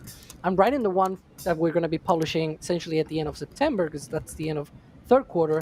Spoiler alert, there's going to be a lot of discussion about the failures and whatnot, but there's a lot of customer missions during September and October. You look at the schedule. Maybe if you want to pull up again, Kevin, the app, you can see there's a lot of customer missions. There's not a lot of Starlinks. Maybe from the West Coast, they do have a bunch of Starlinks coming up from the West Coast, but from the Cape, they're swimming in customer launches. They have the Galileo, Polaris, Crew 9. They have the Hera, KoreaSat. They have OneWeb. They have a bunch of customer. You cannot say with a straight face, whoever you are in the world, that SpaceX just launches a Starlink, and that's a hill that I'm willing to die on. It's insane. Yeah, dude. I don't understand why you would say something like that. You just say, hey, we're launching payloads that people are paying us for, and you call it a day. I'm not sure why you have to go be like, well, we don't need to launch every day. Yeah. Look at all of that. Wish. There's no Starlinks there for 2025 on our app, because that's we don't know how many Starlinks they're going to be launching a year from now, right? Maybe 200. Yeah. But all of those are just customer missions, and it goes and it keeps going and it keeps going. It's nonsense. What he said was complete nonsense. Yeah. Okay. Cool. All right. Any other questions, Jack? I just want to make sure because I heard him say that, and it was in French, and I'm like, my French isn't that good. I'm like, wait, what did he just say? No. I think we're good. I appreciate that though, EJ. That was a good one. Honestly, Yeah. I love the comment. I think it was Alex that said back in the day launching. What the? Dan? Max? Hello. You changed. What's happening? You locked me out. Who is that? I locked you out? What? Yeah, you kicked me outside for talking. I didn't lock you out though. The door's still open. Is it? Oh, never mind. Shouldn't you be like working on solar panels or something? It's hot out here. Yeah, it doesn't stop me from going out and taking photographs. Well, what I do is a little bit harder What's than what happening? People in our Seriously. videos Hi, have Jay. been asking for But I'm not bringing you a Jack's drink. dad. All right, Oh my Dad. God. I love you, Dad. You're on restriction. You're on restriction. Go to your room. No, you're not my real dad. For real though, thank you, Dan. You can't for all have the work car you've been doing anymore. out here. You Hey, and it's a Andrew pleasure. I'd love to be a part of this. both doing great work out here, so thank you. Also, now go away. I miss Max. Do you? I love his little sunburn tattoo. It's awesome. You talking where I wanged my noodle? Right here? Oh, I've seen that. Yeah, that's a good one. All right, well, thank you again, Dan. You're not my real dad. You're not the boss of me. Yeah, thank you. Max again, please. What's going on? Oh God, I'm back. Oh, Oh, thank God. where'd you Max, guys go? what does it feel like to be Dan? What? You were I'm just Dan? Dan for a second. What I is don't it? know. What is that? Man. I just blacked out and went to a different universe, I guess, for a couple seconds. I don't know. I'm not All sure right, where you guys went. That's fair. All right, well, that's Galileo. What were you going to say? Because you were going to be doing a comment about my comment. Oh, I'm you curious. said back in the day, launching 20 times in a year was like the realm of the best of the best. And I love that we're using back in the day for what essentially was like, what, 5 3 or years 4 years? ago. Yeah, 3 or 4 years ago. That's pretty great. I mean, 5 years ago, SpaceX did like 13 launches, and that was like, oh, they only did 13 launches. Pretty wild. I think it was 13. Hey, we have a store purchase here from Matt, grabbing a launch entry and landing shirt. Thank you, Matt, for doing that. They say a great deep dive into everything confusing and spicy going on during this week. With Falcon 9 launches happening on both coasts, there's bound to be many differences and similarities between Cape Canaveral and Vandenberg. How are launch and recovery operations different between the two? Oh, boy. I mean, I don't know if that's something we can answer in a short sound bite, but suffice to say they're very different. We can try. I mean, At well, for Vandenberg, they one- only have one drone ship. At Vandenberg, they use another barge that's not a drone ship to transport the stages from Long Beach back to Vandenberg rather than doing it by road. Max, what else you got? And then when here in Florida, the boosters either come back to LZ1 and LZ2, or they also land on one of two drone ships. Just read the instructions, or a short fall of gravitas, and those are towed all the way back into Port Canaveral, and then towed right back into Cape Canaveral Space Force Base, and then taken up to Hangar X for refurb and processing, which is a much shorter process than putting a booster on a barge and bringing it all the way back up to Vandenberg up the coast. You know what else is a shorter process? When they do an RTLS at Vandenberg, the landing pad is right next to the launch pad, so they don't have to cart a booster across a Space Force base. It's just already there, basically next to the HIF. I mean, West Coast, best coast. Am I right, Max? I mean, you guys still can't launch crew, and I guess Dragon Ops coming over to your side is a consolation prize for not launching crew. Coming back over to our side. Don't neg me here. But yeah, Matt, thank you for grabbing a purchase from the store. There's all kinds of cool stuff in the store. Can we get the link in chat? Let's get the link in chat to the store because, again, just like the membership program, the store purchases is a huge way to support what we do. And you get something cool in return, like a physical item, whether it's a t-shirt or a mug. Ooh, it's a cool new thrust collection with all the different engines. Or a metal print. Like, I forget who bought the metal prints earlier, but all kinds of cool stuff in the store. Go check it out. That's the merch store. Let's get the link in chat. Is it store or is it shop? I can never remember if it's store or shop. Shop.NASASpaceflight.com. Okay, there you go. Anyways, merch. Get some if you want, Right Hang on. or don't. There. Oh, all right. It went out. Let's mosey right along. Do we have to do this? Do we have to do this part? I don't want to. I really don't want to do this part. You like FAA certifications, don't you, Jack? Oh my God. I really don't want to do this part. Alex, what's going on with the FAA and SpaceX regarding Falcon 9? Well, we're going straight to the later. Okay. I don't know. I'm gonna talk about whatever Kevin shows on screen. So that's the letter that SpaceX sent to Congress, essentially. I believe it is to the Committee on Science, Space, and Technology. Yeah, that's the one that gets always spicy with the meetings and whatnot. I actually have notifications active when they go with those live. But yeah, this whole thing that has happened just boils down to the FAA fined SpaceX for two different things that they say went out of the regulations and whatnot. I have here the number. It is $633,009. They added the $9 probably, I don't know, for a beer or something. But essentially, it is three different violations on two different missions. And this letter that Kevin is showing is sort of like their answer. This is SpaceX's answer, and sort of approaching that to Congress to say, hey, like, this is what's going on. This is what we actually think happened, right? So the FAA, the first violation was actually the first two violations on the first mission was on the Satria launch, which was on June 18th, 2023. And it boiled down to SpaceX was using a new launch control center, Hangar X, and apparently was not part of their communications plan with the FAA. And so the FAA says, well, since that it's not on the communications plan, then you get the fine because you have broken the plans that you have put on your license. The other one was part of that communications plan, and part of the process of that license also included the T-2 hour readiness poll, which was there.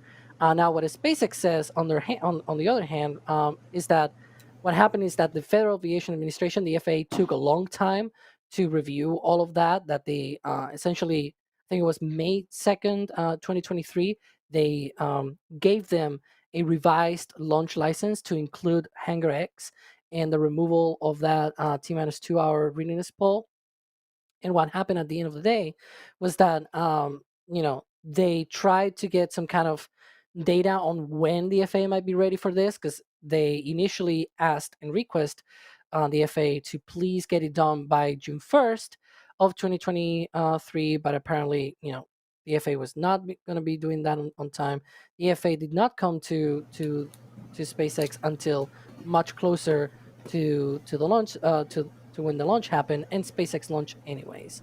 So that's essentially what it boils down to, where SpaceX is saying the FAA took a long time to tell us that they will not have enough time to review this, and we just launched anyways because we think it was not a big deal. And also, one of the things that they did in intermediate, sort of like trying to put a patch on it before the launch happened, was, okay, since this is a big launch license modification, we'll put just the modification that we are going to be introducing on this launch, which was using the new launch control center at Hangar X. And so that was one of the things that they noted on that letter. But unfortunately, of course, the FAA also did not have time to approve any of that on time for the launch. So when SpaceX launched, none of that was on the launch license that they had been approved for the time being. So that is what it boils down to, the first part. The second part is essentially a new RP-1 tank farm that they added to LC-39A. And they used it on a Falcon Heavy launch, the EchoStar 24 launch, or Jupiter 3. It's one of these satellites with two different names. And so what happens is that the FAA says that RP-1 tank farm is not part of the explosive site plan that they filed way back, when they started with in September 2015, when they started the LC-39A Falcon launch pad operations and whatnot, the explosive site plan and everything. And so because this modification was not included and they launched without including that on their launch license, that means, from the FAA's point of view, they violated a regulation and therefore they had to be fined. From a SpaceX side of view of the thing, they say, look, we actually tried to get this approved by the federal the federal range, because that's on a military range. It's technically not, because it's NASA side, but you know what I mean, right? That it's part of the Cape, and so it was approved by them, part of the regulations that they have locally there. And so they didn't think that, now they also had to include this with the FAA and whatnot. One of the things that did not include, though, was a date on when they told the FAA, hey, we're including this RP-1 tank farm, which they did for the Hangar X thing on the first mission and the first find. But for some reason, it's not for the RP-1 tank farm that they have added. There you can see there. They argue as well that this RP-1 tank farm is located further away from the public, that it is actually, not the public, but publicly accessible areas, because the previous one was sort of with near the former hydrogen sphere, where there's one of these roads and everything. It was very close to that. Now it's west of the main ramp. It's much central to the complex, so it's very far away from any of the roads that surround the complex. That are accessible by the public. And so what ended up happening is that they launched that Falcon Heavy with the new RP-1 tank farm. The FAA thinks that they need to be fined for that because they broke regulations. On the other hand, SpaceX said that federal range safety authorities review and approve the RP-1 tank farm's use, and that apparently the FAA waived off this new RP-1 tank farm for the launch of Crew 7, which was the following, launch on August 20th. It was actually after August 20th, but it was, at the end of August when they launched Crew 7. So that's essentially what it boils down to. It's not short to explain because it's a long story. I know it. But, I believe there's another thing as well that it talks about how the FAA at one point pointed out that they were using, during the countdown operations, they were using that sort of non-regulated RP-1 tank farm, and SpaceX said, well, if we stop now all of this, that's sort of endangering the safety of the operations. So let's not do that. And the FAA said, yeah, sure, whatever, continue, right? I believe it's on the next page or somewhere around along those lines. I know it's there, but it's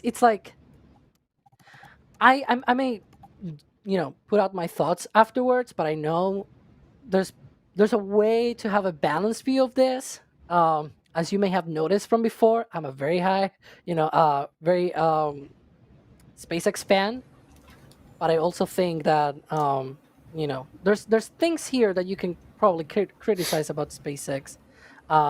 Is on console prior to launch operations. I did not stop launch operations because of this matter, indicating no public hazard or public safety risk.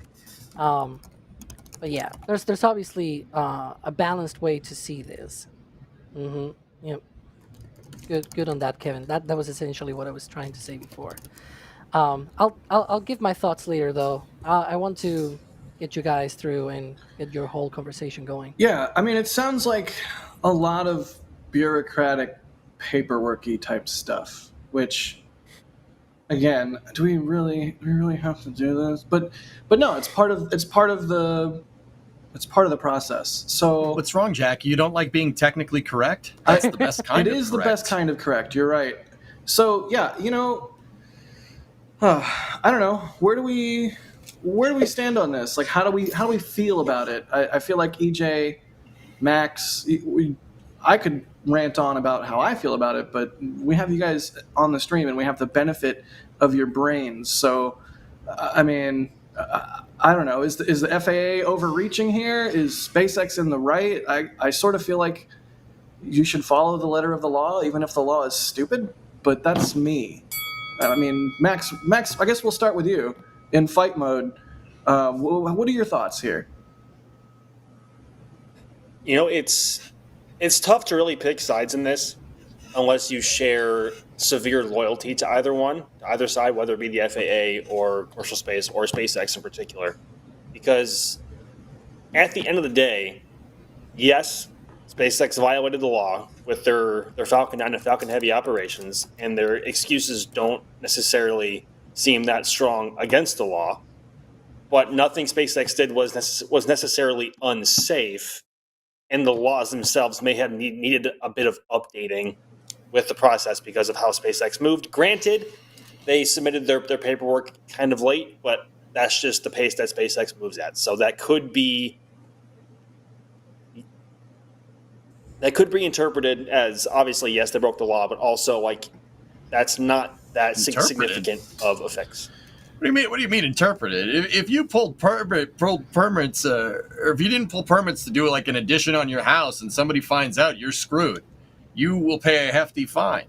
I mean, like, once again, I want SpaceX to go fast just like everybody else here, right? Like, I want them to go fast just like everyone else, but you can't, like, breaking the law is not, I'm not sure that that's the best solution. Like, you gotta work with them. Like, I'm sure some middle ground will be found over time. It's not like the FAA doesn't know that SpaceX wants to go fast. You know what I mean?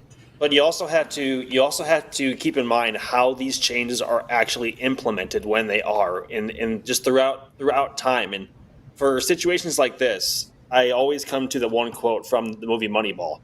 It's toward the very end. The first guy through the wall always gets bloody. Whenever a process needs to be changed and a way of doing business is threatened, or a political structure or a business or a game, anything is structured, people who hold the reins are gonna not go crazy, but they're not going to be able to keep up, and their actions are going to be questionable from, I guess, in this case, from SpaceX's side. So at what point do you have? How do I say this? At what point do we have to just admit that one of SpaceX's actions will serve as a catalyst for structural and regulational reform to accommodate their pace, or to engage some other change within the FAA that would allow SpaceX to move at the pace that they want, if that makes sense? Well, like Max, yeah, I get you. I get what you're talking about, but they're using a framework called I think it's like Regulatory 450 framework. You could make the argument that that's actually pretty dang fast for a government agency, considering the amount of Starship launches we've had, like, in the last 12 months. It's pretty dang quick for an experimental vehicle that big, considering this is a new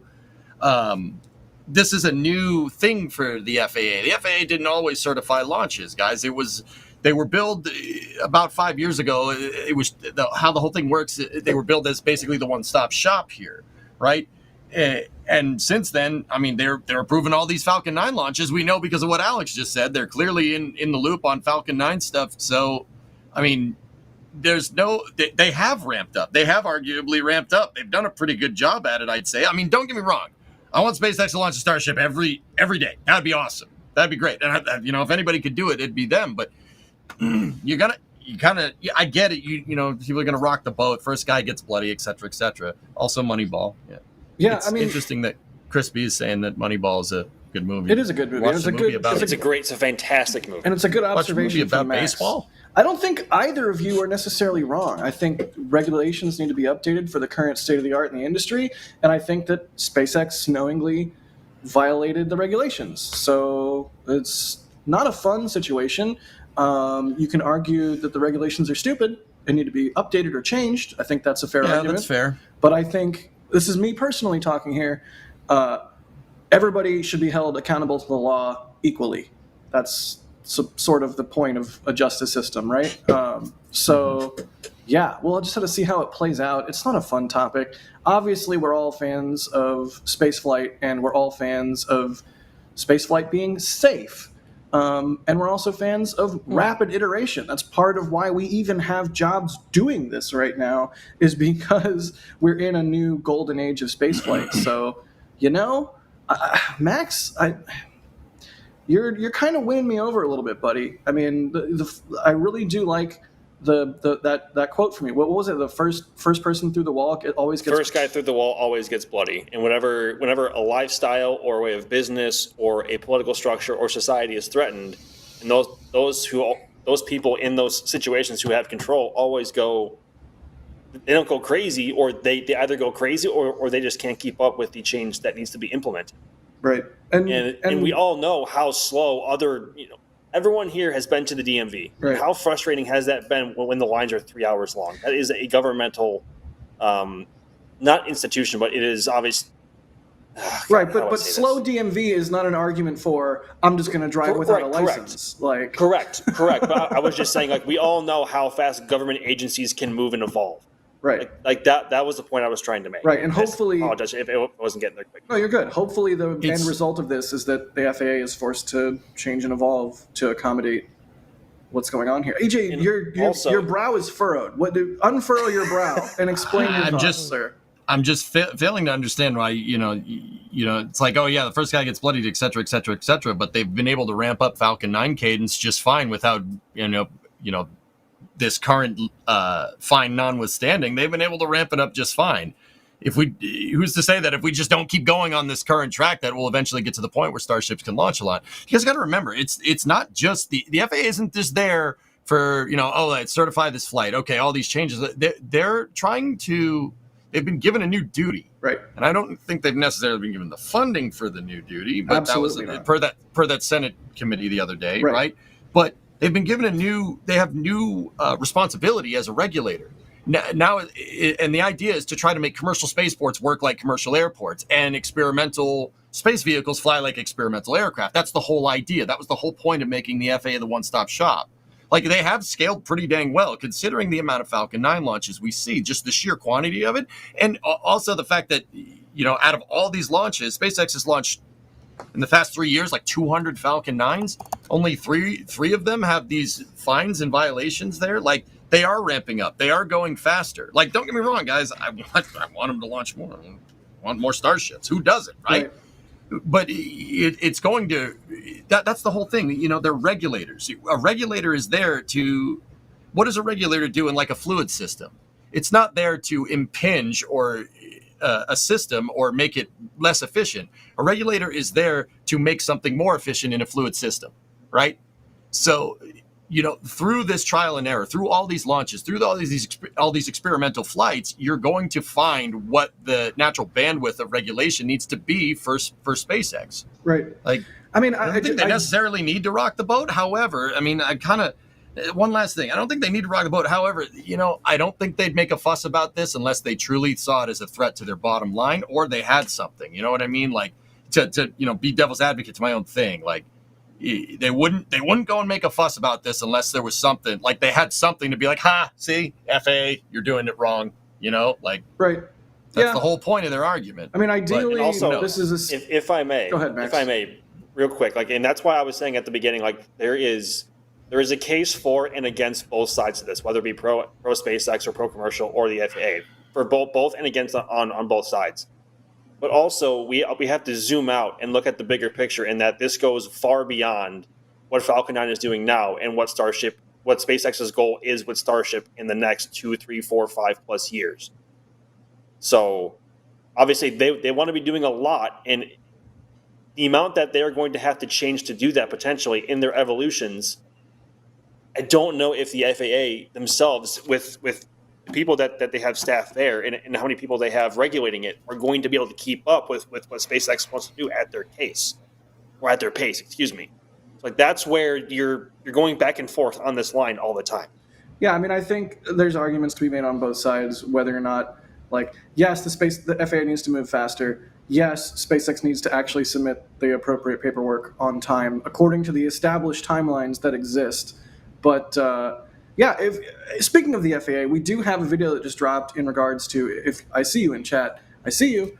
Wondering, why is SpaceX getting all of this shade when Starliner thoroughly messed up and did not get grounded? Which apparently, I learned by watching this video, thanks Das, that grounded is not the term of art. But either way, check that out. It's a highly educational video. Will the FAA ground Starliner?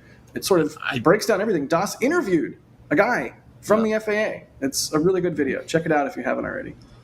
Now, it's an interesting thing, guys, like, with that video about how, the safety burden, or not the burden of safety, that's not really the right way to say that, like who the responsibility of safety kind of falls on. Right.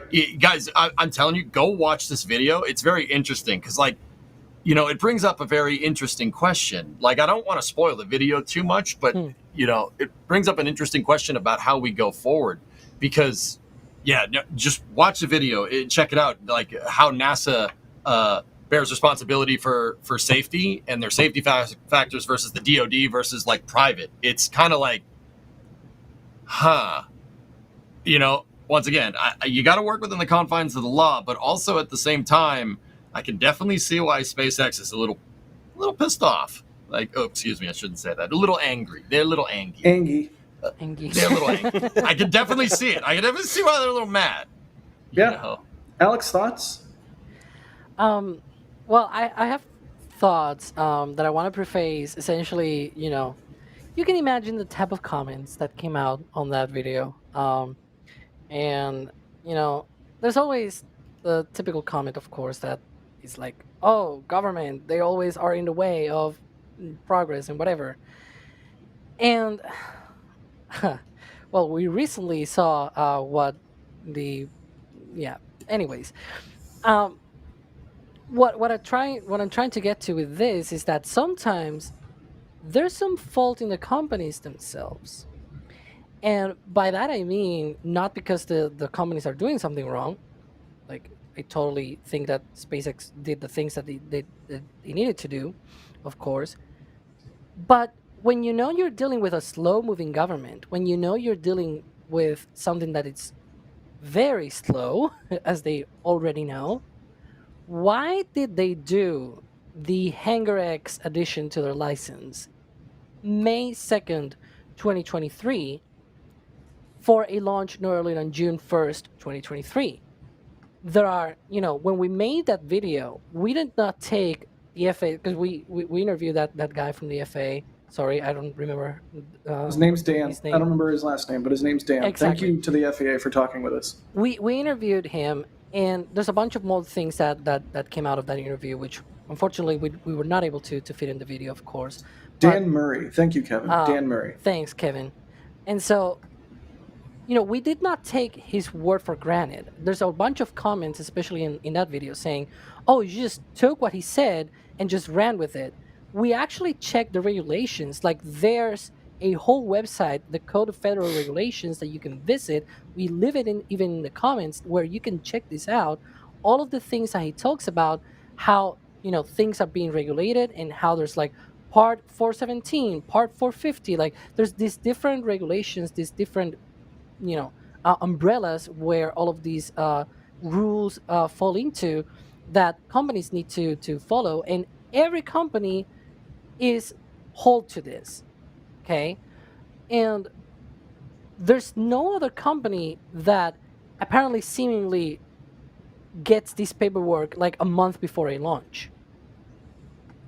And that's what I'm getting to. And Kevin, you can pull up what you have prepared, because Hangar X started being built in 2022 and plans for it. This is from 2021. Why was not this added well ahead of time? Why did SpaceX add this May 2nd, 2023, a month before a launch, right? That's my take. And this is like again, don't take me wrong. I just, like, in the previous section, I ranted, like, for Falcon 9 and that SpaceX, whatever, right? Like, I'm not against the SpaceX with this. I'm just saying, dudes, do your things on time, right? It's like this friend that is always like slagging at work or something like that. It's like, dude, do your things, right? It's like, don't look at me. Why are you looking at me? Don't look at me. Why are you looking at me? Get the ads, Jack. The ads. Do your job. To record them. but no, it's true. Like, look, this is like with the best intentions, right? It is not the first time we've seen SpaceX being late to paperwork. They are very, very fast with hardware, but unfortunately, they seem very slow with paperwork. When they did the PA, the Programmatic Environmental Assessment for Starship, at Starbase, they built the foundations for the OLM back in 2020. That PA was, it began in 2021, a year after, right? And then it took until and these are processes that the company themselves, they start, and because they propose to the FAA, hey, we're gonna do this, let's do this, and so like, it's something that is not new, and that is probably like my most pressing sort of piece of what's it called? Criticism for SpaceX, I guess, that they are very fast on hardware and very slow with the paperwork. They blame the FAA and other and other agencies sometimes, and it's like, but have you actually done this on time, right? Again, I'm not saying that the FAA, the FAA should take as long as they want, a year to do just a simple, no, I also think that they should take less time. But if they're taking a long time, why did you wait, right, in the first place?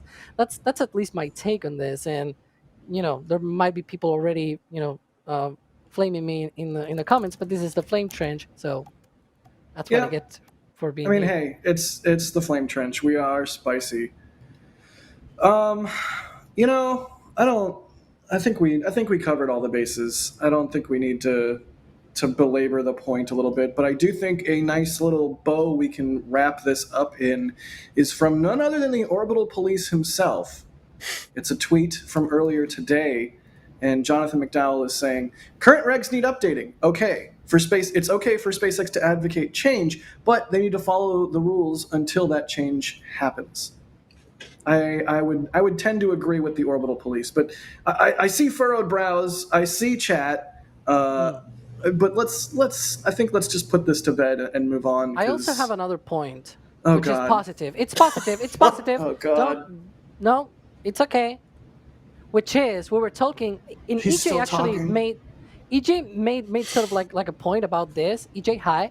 About Hey, buddy. how SpaceX. Oh, hang on.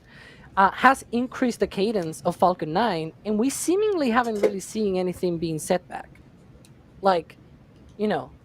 There's these fines, and it's actually not the first fine that SpaceX got, by the way. They have a fine from 2022 as well, from a Starlink mission. Anyways, the thing is, it's not just the FAA. The Eastern Range, the military, also, overhauled all of their systems with an implementation of the FTS, all of those systems that they have at the Eastern Range to be able to allow SpaceX to increase their cadence. And so, Jack, don't. What? I'm fine. Everything's fine. Go away. But there's a lot of people out there in the government that really want this to succeed, to really go ahead. And I think there's a lot of people that really don't see this. And frankly, I felt like it should have been pointed out, but you go.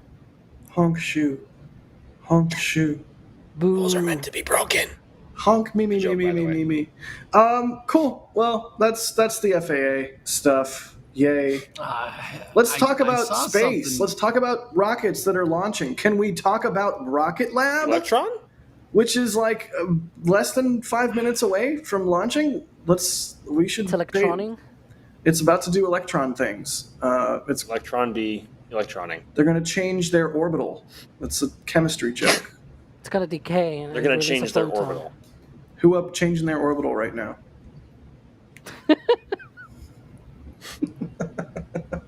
Jeez. Oh yeah, so we're keeping our eyes on Rocket Lab. They should be launching here in just a few minutes. Hopefully, we can bring that up and watch it live. But speaking of watching things live, we're also keeping our eyes on Starbase, where a lot of hardware has been rolling around, which we will get to here. It looks like they are about to lift the hot stage ring in Starbase. If you're keeping your eyes on Starbase live, as you should be, so yeah, we will. We're sort of, it's like we're a chameleon right now. We're like looking both ways. It's like, which way do we look? What do we do?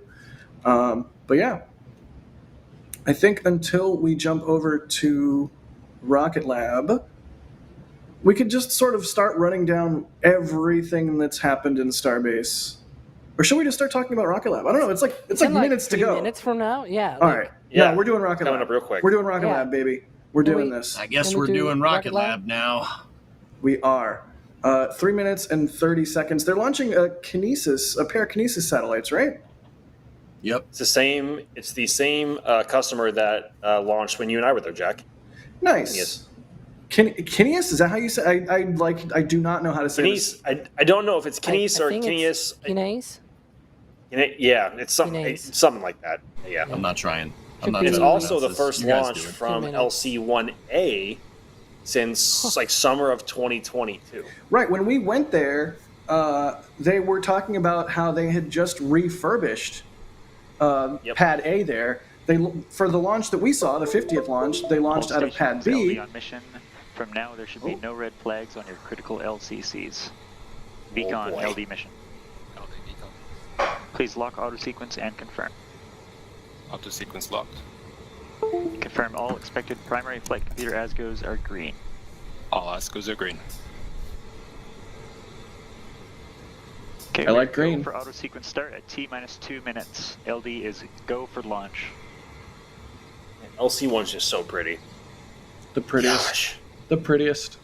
First launch from LC-1A since July 2022. All right. What is it, like 2 minutes to go? Not even, probably under now. Yeah, Mahia is just insanely beautiful. So it's cool. Now they're going to have a second pad up and running after this long refurb process, which you'll love to see because fully on internal power, AFTS is green and enabled for flight. Yeah. All right.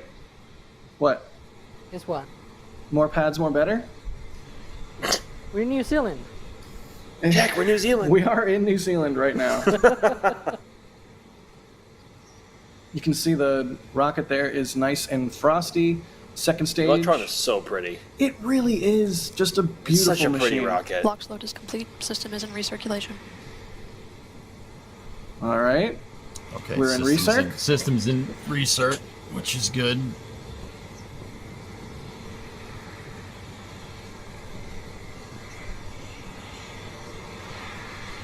Is that a shot from range control? Yeah. I think so. Looks like it. Oh. Wait, looks like Kevin's trying to make sure we are as up to date on here as possible. Anti-geyser Good old is disabled. YouTube. Yep, that looks like this angle is from range control. Nice. That's where you and I watched launch from.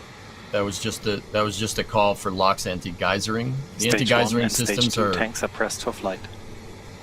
Are high flow engine purge. Systems that they. Okay, high flow engine purge. LOX anti-geysering is something that they use to make sure that the LOX doesn't bubble up and cause a pneumatic geyser inside of the pipes. They're going to shut that off because they're shutting off plumbing. They're shutting off the fuel lines to the rocket.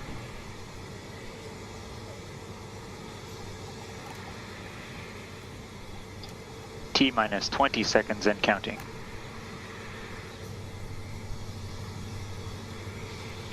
Let's see if it lifts off. Wow, baby. 10, 9, 8, 7, 6, 5, 4, 3, 2, 1. Lift off.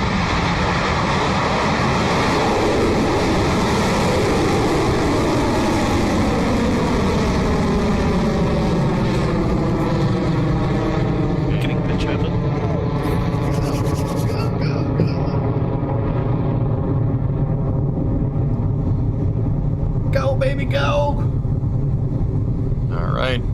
That was a good lift off of.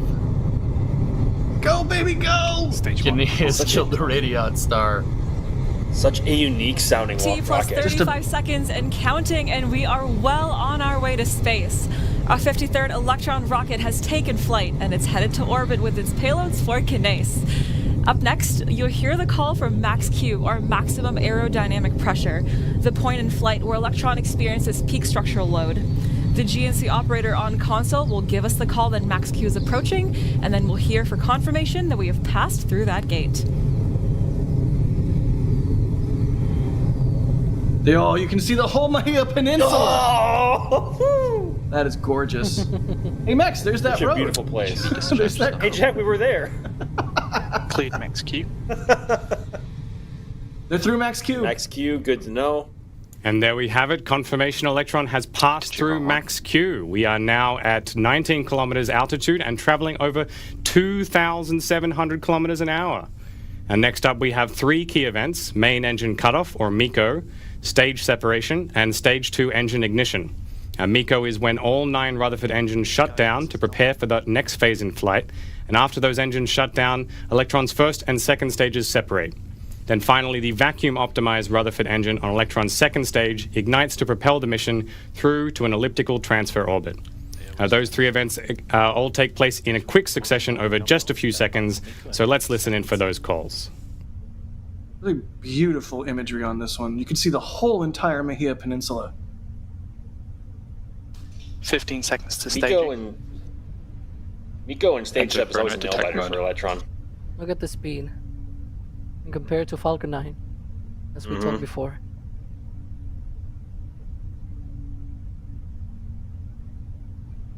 MECO confirmed. Come on. MECO? Good sap! Good sap. Stage separation confirmed. Second stage, Stage like, 2 ignition bye. confirmed. Didn't need max gimbal for that separation. We are now T plus 2 minutes and 45 seconds into the mission, and as you've just heard, Electron has had a successful MECO, stage SEP, and second stage ignition. Stage 2 guidance. Telemetry data shows that Electron is now moving at over 8,200 kilometers per hour and has just passed 100 kilometers above Earth. Up next is fairing jettison, when Electron's nose cone, which is protecting our payloads today, will split in 2 and fall away. We might see this happen on screen, so let's keep an eye out for that. Yes. Fairing jettison succeeded. And that was the call out for fairing jettison from mission control, exposing the payload to space ahead of deployment. Stage 2 Electron is traveling at over 8,500 kilometers an hour at an altitude of 125 kilometers, with just a few minutes remaining in the second stage burn. Look at what's going on there on that, is that a battery pack? Whatever's covered in that Mylar foil. There's some interesting... It's the battery. They're definitely using better optics for this mission than the last one. The battery is upgrade. Yep. Doing some interesting stuff there. It almost looks like... I can't tell if the Mylar is like being sucked into, like, because of the vacuum, or if it's expanding. It's like one of those optical Probably illusions. vibrating from the engine. It's very close to. Now, if you take a look at the graphs on the right-hand side of your screen, then you can see Electron's current trajectory compared with our expected trajectory. And we like those 2 lines to be as close as possible, and that's what helps Electron's precise payload insertion accuracy. Yeah, we got some stage 2 telemetry there. Nice. That's some upgraded UI Notice here. the kerosene is always a little bit lower on the percentage than the liquid oxygen. That is on purpose. EJ, you weren't kidding. They really are using some upgraded optics on this one. Nominal. Yep. I'm here for it.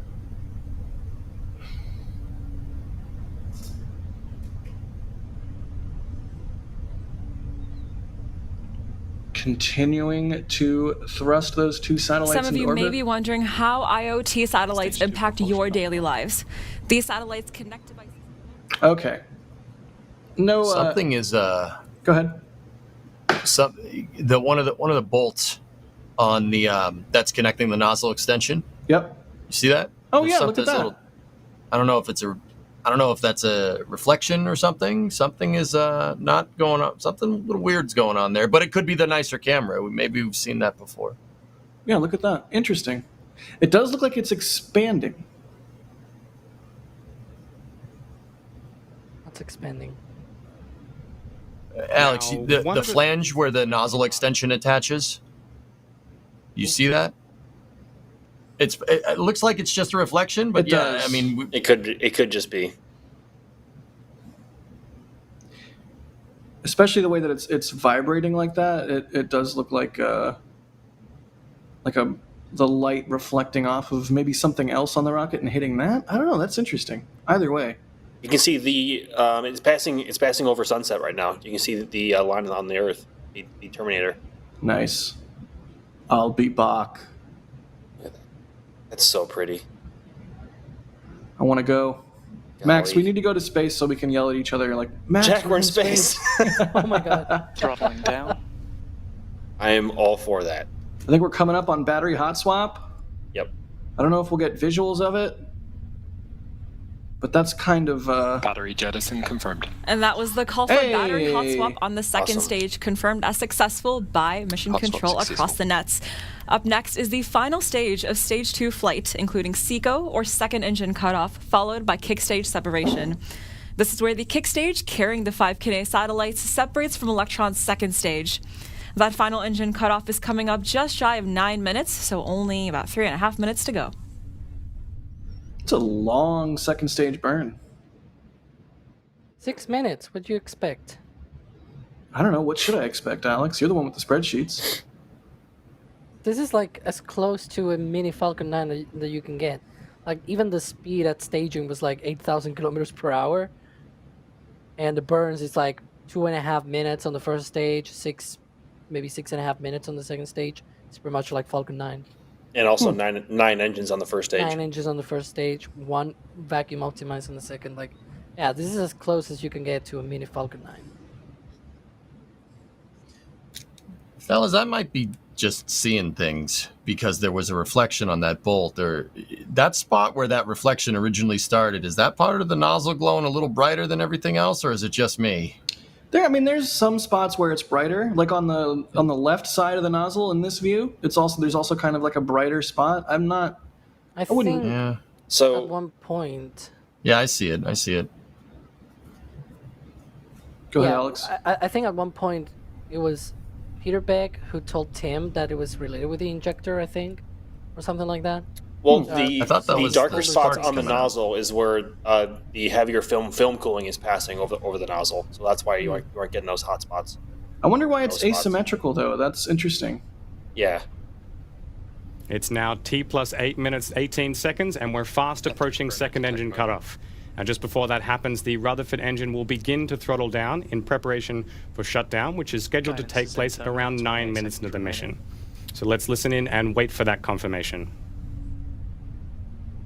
I'm hoping to see maybe we get a view of the kick stage. That would be cool. That would be awesome. There are some One of- missions where they sometimes have a video of that. Coming up on Kickstage, SEP, and SECO here in just a second or two. Or 10. SECO confirmed. There's SECO. Yes. There you go. Engine purge out right there. Stage 3 separation confirmed. There we go. Nominal Great news are from Mission Control. The second stage Hey, nominal transfer orbit achieved. Let's go, Rocket Lab. You'll Good love job. to see it. No kick You'll stage, love to see it. unfortunately. All right, well, that was fun. Love to see it. We got a little bonus launch on the Flame Trench this week. All right, I guess this is the part where we talk about Starship. This thing right here. What's that? This thing. It's And this it's one. the thing with the Right they put the sticker on that one for I don't know why, because they're not going to catch it. Doesn't They're make catching sense. this one though. Yeah. Yes. Here, there. So yeah, let's just start at the beginning, I suppose. Oh wait, no, this is not the beginning. This is right now. They're moving 31. It was a cold morning of November. When will then be 2018 now? when Starhopper began construction. I think now is then, EJ, or is then now? What happened to then? It's I don't know. When is now? Now. Wait, Yes. no, now. Wait, no, wait, now. Now? Now. The correct answer is yes. I'll go with that. Tried. I'll go with that. I failed you, EJ. I'm sorry. That's all right. So Ship 30 is moving into the chopsticks to be lifted. The hot stage ring is getting ready to be lifted by the LR 11,000 crane. And this is Ship 31 at the production site. So last night, we had a rare treat, the first time ever, actually, that they've moved a ship and a booster and a hot stage ring all in the same road closure. 31 coming back to the production site from Massey's, and booster 12 rolling out to the launch site with its hot stage ring leading the way. And then today at noon, right on the dot, they also rolled out Ship 30, which you can see there sort of peeking out from behind booster 12 there, which again, as I said, is moving into the chopsticks. So we should see a lift of the ship here relatively soon, although of course they got to get that hot stage ring on the booster first, which the LLR 11,000 looks like it's getting ready to do. So no shortage of hardware moving around in Starbase. Here you can see some shots of that roll of Ship 30. Oh yeah, also, I'm just going to throw Kevin under the bus here. Also, speaking of hardware moving around, SpaceX moved the payload section for Ship 34 out of the high bay, out of the Star Factory and into the high bay, and then a few hours later, I believe this was, oh god, it all blurs together. Was this yesterday? Is this what happened yesterday? Yes, it was yesterday. Yes, yesterday. Thank you. It's not now. I know that. Yeah. But yeah, I got you. Yesterday, they also rolled out Ship 34's nose cone, also into the high bay, and they're going to be stacking it on the payload section, and then pretty soon we'll probably see that assembly move over to Mega Bay 2 for continued stacking of the second version 2 Starship. But yeah, I mean, it's like there's so many things going on. Oh yeah, also Ship 31 did a 6-engine static fire, and we got a full duration slow-mo video from SpaceX all the way from startup through shutdown. Did you see that, Max? Did that blow your mind? Because it blew mine. 6 seconds slowed down to just over 5 minutes of footage, which was just delicious. Yeah. What gets me every single time is the startup and shutdown transients of the RVACs. Every time. It breaks my brain, honestly. Seeing the shock diamond start at the top of the nozzle and then progress down and then form properly, coherently, and then at shutdown, seeing it sort of go wee back up into the nozzle, and the little shock diamond belches that it does. It's just belches, shock diamond belches. I like that. Yeah, that's what I'm about to do after I drink some more Topo Chico. Wait, you can't see it. You can't see it. Oh wait, there it is. Okay, Jack, you tried to throw me under the bus, yes. But I'm going to throw Adrian under the bus because the nose cone was not in our dock, but I finally got it. There it is. There it is. It's a beautiful looking cone, if I may say. Or is it pointy? Is it technically an? Oh God, what's that word? Ogive? Ogive? I don't know. Ogive. EJ, how do you say that word? What? I don't know what word you're talking about. Okay, I thought you would know that word because you're really smart. Not smart enough, I guess. Max knew it, and Max is really dumb, so I'm kind of surprised. What? Talk about throwing me under the bus now. Okay. All right, hold up. Or did he throw you? Take me off camera really quick. I gotta close my blinds. I look like I'm in light prison right now. Sounds like a skill issue. Max. Jack. Hi, EJ. How you doing? I'm great, man. How are you? Not too bad. It's quite a nice sunset going on behind you right now, isn't it? Yeah, it's pretty good. Wait. Why do I get 39B and everybody else gets Starship stuff? Because you're our resident SLS stan. No, I'm not. Yes, Phil you Sloss are. is. Yes, you are. No. Philip Sloss is the SLS encyclopedia. It's a good rocket. What do you want? It just has a terrible upper stage. This is what I'm talking about. Orange rocket, good? Question mark.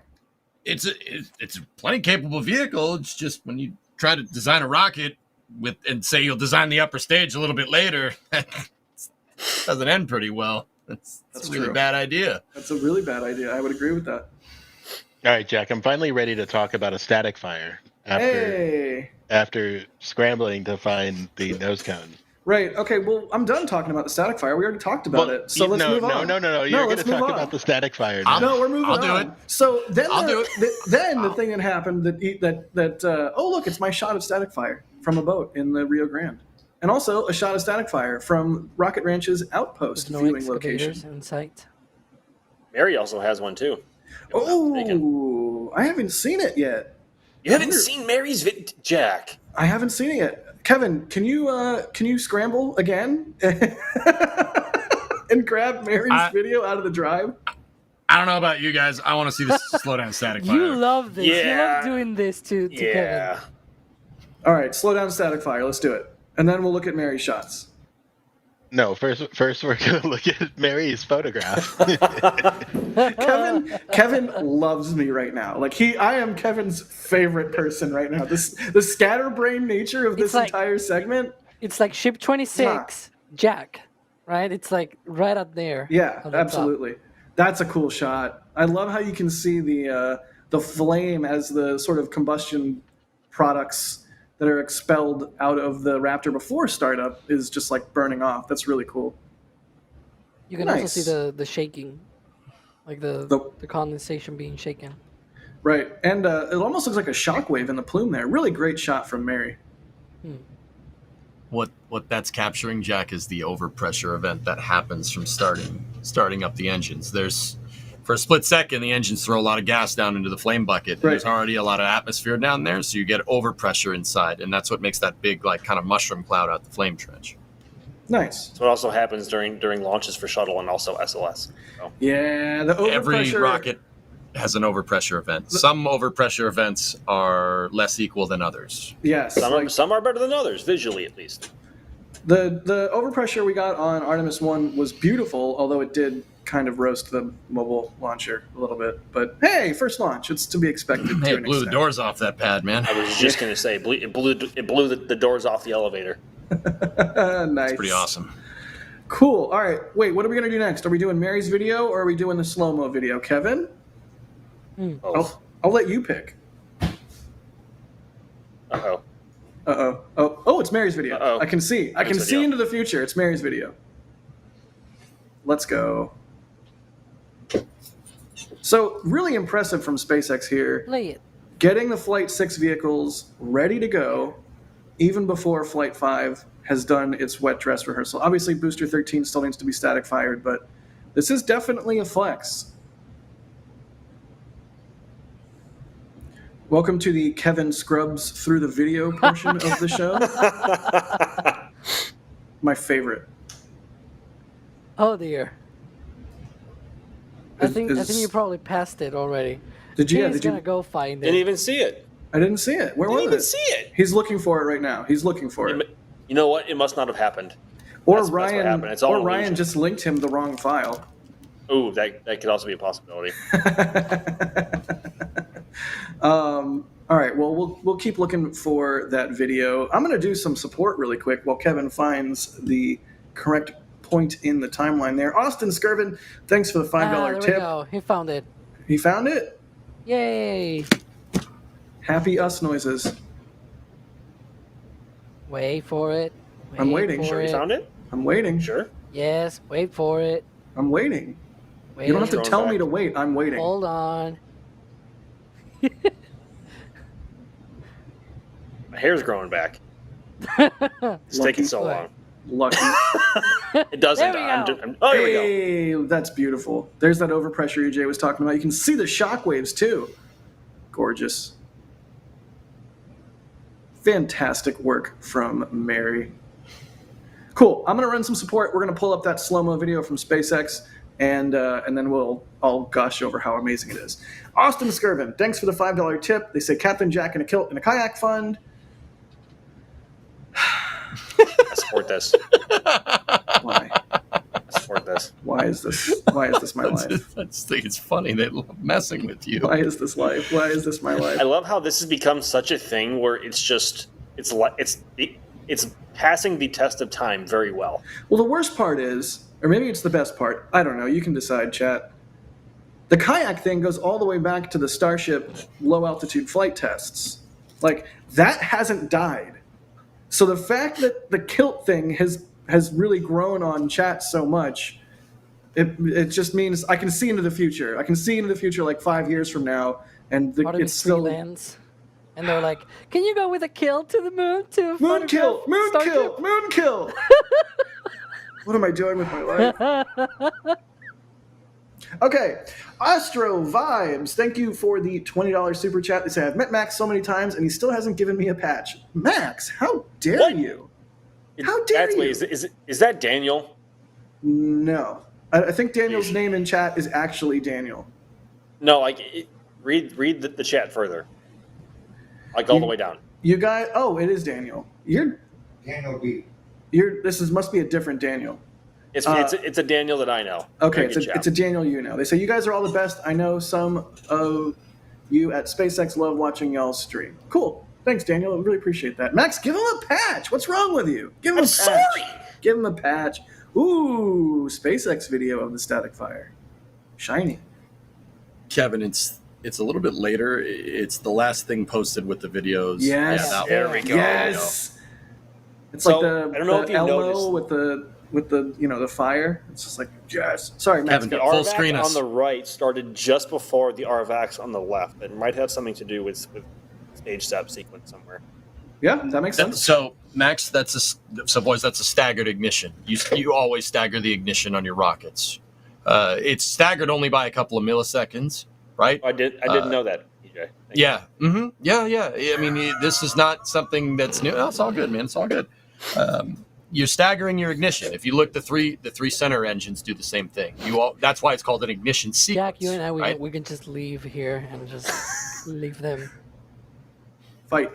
Oh yeah, because you don't want to watch this? Yeah, all right, yeah, okay. Here come the sea levels. Bye. Yes. Bye. That didn't look very staggered to me, EJ. Or very, yeah. It was. It actually was. It was staggered. It was very staggered. So, let the man talk. EJ, go. You stagger the ignition you could basically shock compression load your engine section. Amongst other reasons, they also do it for vibration purposes, and it's also done to make sure the head pressure doesn't change too much during ignition. There's plenty of reasons to stagger. Basically, if you try to start all of them at the same time, it explodes.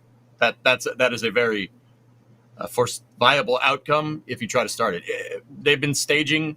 Once again, that's why it's called an ignition sequence. They're gone for ignition sequence start. Like, there's a reason why it's called that. Because you want to start them, you want to delay it by just a little bit, by a couple of milliseconds. However, I feel like there was a much smaller gap between the RVACs and the left.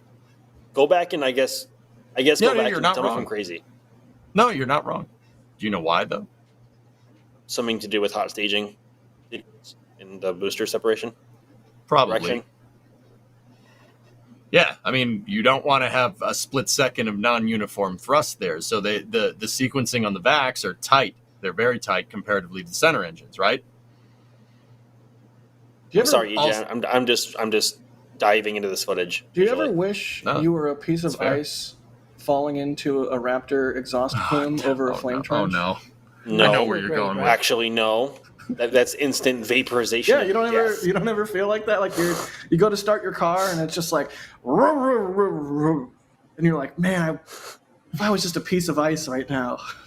I wish I was this camera, to be honest. Yeah, fair. And seeing this, I wish it was my camera. I don't want to be the camera. I just want the camera to be mine. That's fair. Well, that's fair. Fellas, this camera is most likely through a periscope. They would use mirrors through a periscope because hot. Yeah. I don't know if you guys can figure this out. It's kind of hot, like right in rocket this engines are hot area right here. Raptor, not up there or there so much, but like right there, it's pretty warm. Jesus, what happened to your Raptors? I knew it, Jack. I knew it. Oh, now I gotta go watch Tommy Boy. But yeah, one thing I am curious about, like, I sort of do want this footage to play out in its entirety. I haven't done this yet, but I've been meaning to. I want to just scrub back and forth rapidly to see how the dynamics in those Raptor VAX shock cones, which are way more visible than the RVAX shock diamonds, Who wants to know why? Because it's throttling, right? It's throttling. What? It's the shock diamond changes as they throttle or reach full power, right? Well, yeah, but why don't the center ones have it? Why don't they have it? Because the RVACs are optimized obviously to operate in a vacuum, and so it's. I'm just watching. I'm sorry. I'm getting so distracted. Oh boy, it's the same effect that happened with the RS-25's ignition at sea level before the SRBs lit. Do note though that are you saying the they're Raptor washed sea out? levels. You what? Your what hurts? Hang on. Look at this. So you see that there's like this effect on the RVACs, but you can see the same effect on the sea levels. See, there. See that? Because diamond belches. it can even happen with sea level engines when they are very low on throttle. Get some flow separation going. That is precisely the reason why you cannot throttle down some of these sea level engines. Like some of the sea level engines, if you try to throttle them down too far, apart from probably going beyond the limits of things like injectors and pumps and whatnot, the nozzle as well. Like you reach a point that your thrust is so low that you get that the atmosphere starts to impinge up into the nozzle, right? Even on a sea level engine, that can still happen if you go very low on thrust, and essentially that's what happens when you shut down. Wait, but EJ, what's the deal with the shock diamonds changing shape?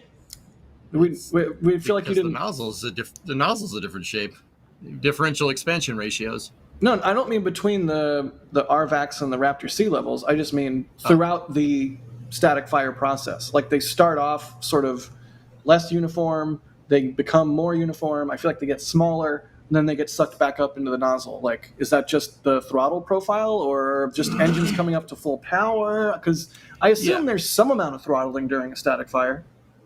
Well, okay. There is a little bit of throttling right at the beginning and right at the end. Those engines seem to be staying at the same throttle the entire time. The reason why is because the Mach disc, that's the front of the shock diamond, right? That Mach disc is staying about the same distance from the rim of the nozzle. But on startup, the reason why it's so turbulent is what you guys were talking about. Your chamber pressure and your mass flow rate aren't sufficient enough to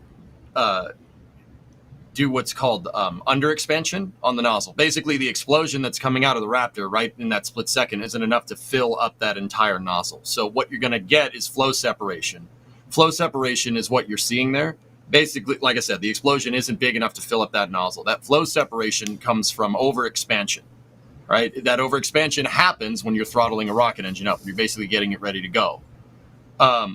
So that flow separation that happens is the atmosphere is creeping up inside of the nozzle, and it's causing turbulence inside of the nozzle, which is why the flames are kind of all over the place when the thing starts up, right? You see the same kind of effect happening when they shut them down. That's what the disc going ooh, up and down, that's what that's all about. Wait. Sorry, what is it? What does the disc do? How'd it going,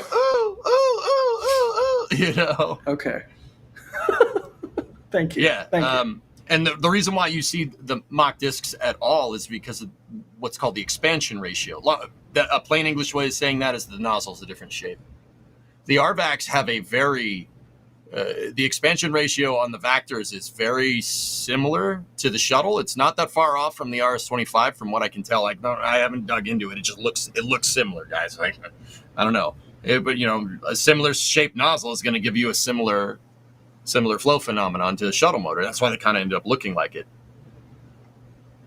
And also, if you speed up the footage to, I guess last in full time, so speed that entire 5 minutes worth of video up to 6 seconds, you will actually see that the RVACs do actually throttle up after ignition. Mm-hmm. All right. Also, Vectors. Yes, that's a technical term. Yes, Vectors. It's a widely accepted industry standard term. I actually really like Vectors. Well, then what do you call the sea level ones? Slackers?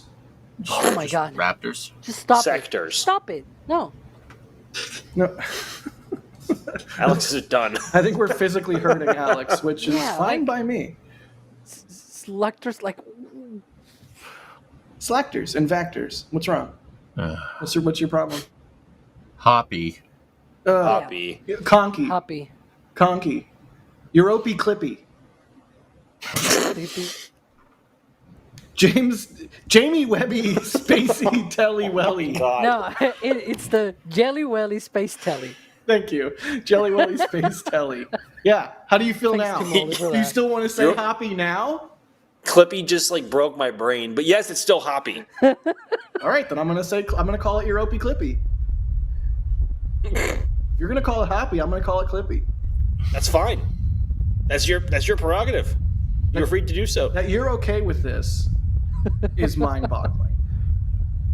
Oh, hey, look. Ooh. More Raptor. Oh my gosh! Yay. This is like full-on Saturn V vibes with the ice falling. It really is. I just want to be one of those flakes of ice. Really, just like one of those flakes of ice, just gone. Be so nice. It's interesting, fellas. When you see the center engines turn on, the ice goes from going away from the camera to going towards it. The reason why is that overpressure event from starting those three. You get 2 overpressure events because of the ignition staging, right? So the pressure goes out, and then it comes back in. So the reason why the ice is falling inwards, falling away from the camera in these shots, is because the rocket engines are forcing gas down so much that it's actually causing a vacuum into the flame trench. Hey, said the thing. Ding, ding, ding, ding, ding, ding, ding, ding, ding. You said the thing. You said the thing. It's the name of the show. Look at that. It's basically creating a vacuum, and all that ice gets sucked down in. I mean, Max, you said it was like the Saturn V. Saturn V did the same thing. You could see the RP1 mixture get blown up and out of the ML on with the Saturn V and then sucked right back down in. It's the same thing, but you see it happening twofold here because of the ignition sequencing.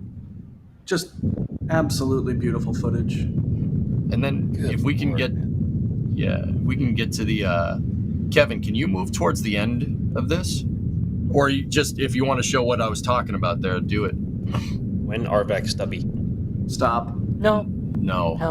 Stop it. No. You're doing this? You should do see that. right there? You see right there that you see the Mach disk collapse when the plume goes from underexpanded or overexpanded to underexpanded. The disk collapses in on itself. Yeah, it's crazy super cool. We're watching what 6 seconds slowed down to 5 minutes, and yet in this footage it appears basically instantaneous. The exhaust is still moving so fast. If that tells you anything about the amount of energy that's being contained here. So cool. Mm-hmm. I mean, the other thing is that I love rockets. I don't know about you guys, but I love rockets. 3.5 kilometers per second. That's like wild. Mach 10. Lord. 11. Yeah, no, it's going pretty fast. Neat. All right, I'm going to thank some people for the support because we're way behind, and then we're going to get to the shutdown sequence, man. Well, you want to do the shutdown sequence? Okay. Compromise. I'm going to thank people for support because we're way behind, and then we can talk about the shutdown sequence, and then we can talk about the Booster 12 lift, which had a little bit of a Lion King moment there, where they just they just seemed like they just held it there for a hot minute. Anyways, okay. All right, support. Circle. All right. Scott. Copyright. I think it has to be like 3 seconds before we get in trouble, so I don't know how YouTube works. Anyways, let's thank some people. Scott.m43, thanks for becoming a Padrat member. Shazbert Toddbot, let's say that 5 times fast. Thank you for the support. They say Alex equals spreadsheet master. I hope Kevin is ready because Ninja Decimator. Pew, pew, pew. Gifted 5 red team memberships. Kevin wasn't ready. James, getting a hoodie from the store. There we go. Thanks, Kevin. It's so late. James, getting a hoodie from the store. They say East Coast, New Zealand. Thank you. Yes, thank you. I can't even focus. They say East Coast New Zealand is the best. Stop it. Max Spezzi. I don't even know how to say your name. I'm sorry. I'm just going to call you Max, becoming a Padrat member. Mike, getting a Raptor t-shirt from the Thrust collection, saying, loving the trench. Keep it up, guys. You bet we will. Carito, thanks for the super chat. They say they're lifting the hot stage ring now. Also, if the delay goes long enough, could you see ship 33 replacing ship 21, I think you mean 31, on flight 6. No. Mikey, LCR, thank you for the 10 curly L's there. They say, makes you realize how good Max and D are at tracking shots. It's true. They're pros. JC Davis, thank you for the $10 super. They say if SpaceX waits for the catch license, they can technically launch Flight 5 and 6 before having to reapply. But if they fly now with 4, they will have to change for Flight 6 and then again for Flight 7 with version 2. Correct.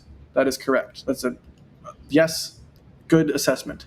Echo Deal, thank you for the support. I don't even want to read this out loud, but here we go. They say kilt 0G indicator. All right, moving on. You said it out loud. That doesn't require any discussion. Moving right along. Honestly, okay, no, it does require discussion. I would go to space wearing a kilt if that meant that I could go to space. There you go. I was just going to say, like, if you could go to space, but the only catch was you had to wear a kilt outside of your spacesuit, would you do it? Sold. 100%. Yeah. No question. I feel like we're like every stream we do with the kilt thing mentioned, like there's more and more circumstances in which I'm agreeing to wear a kilt. Like it's just and it's on record too, so you can't hide it. Oh God, everybody's watching. Everybody's watching, Max. There's over 1,000 people. This is watching. all on record, Jack. Okay. Yeah, someone take it. TechRan, thanks for the $5 there. They say, I like EJ. His points are insightful, and he looks a bit like Ogre from Revenge of the Nerds. Not an insult. Nerds! Sorry. I like EJ too. Bob Smith, thank you for the support. They say, EJ is my dude, even when he hasn't had enough coffee. No bad-mouthing my dude. I would never bad-mouth EJ. Yeah. Except for earlier in the stream when I did that thing. Elizabeth Hopner gifting 10 Red Team memberships. Thank you so much, Elizabeth. That is extremely generous of you. Make sure if your name just turned green, like Seldoon or Stock Cars Casino or Nathan or Dare In, if you got gifted a membership, be sure to thank the person that gave it to you, like Brian J., who just gifted 5 Red Team memberships. All right, that's the support queue. Got to keep the lights on. I know we don't want to make the whole show like, thanks for the thing, but like, no, we can't do this. We literally cannot do this. Thanks for the thing, chat. Yeah, but also, thanks for the thing. Thanks for the thing. Yeah, the thing. You talk to the guy? Yeah, that's how I'm going to do all my support reads from now on. Just like, thanks for the thing. Anyways. So, full stack testing, am I right? Mm-hmm. Yeah, we'll see. More full stack, more better. So there are 3 road closures this week, if I'm not mistaken. Well, next week, because it's Friday, if I'm not mistaken. Monday, Tuesday, and Wednesday, 8 a.m. to 8 p.m., with Monday being the primary and the other 2 being the backup days. Those 12-hour closures are typically used for wet dress rehearsals or flight activities or booster static fires. So, presumably, we're going to get some sort of full stack testing. Let's go around the horn. What do we think they're going to do? Wet dress rehearsal? Maybe just stack it and do a photo op? I don't know. EJ, what do you think? Is this like just going to be a FAA sort of flex or actual useful data gathered? I can talk. I can sing. Oh, you didn't pronounce it correctly. Go away. No, Jack. You're not bringing a song in here. No. But Father, I just want to sing. No. But Father. All right. Seriously though, what do you think? They said you couldn't build a launch pad in a swamp, but we did it anyway. Anyway, what do I think? Wet dress rehearsal. We've seen now the ship and booster static fire. Stack it, wet dress it. Maybe do another static fire. For fun. Maybe some fun. Static fires are fun. Yeah, they are pretty cool. I really want to. What was that? What was that, Kevin? I saw that. We all saw that. Reviewing the end of the show. Yes. Static fires are fun. You know what I want? A view like we just got with Ship 31 at Massey's. I want that slow-mo, but with booster startup. Assuming that camera and mirror setup would even survive ignition from all 33 Raptors. Yeah, ask me about cameras that got destroyed by 33 Raptors, because I have 3. Yeah. 31. Same, actually. Chat, you can ask us about vans that got destroyed by Raptors. That's also too, a thing. If you need to. That did happen.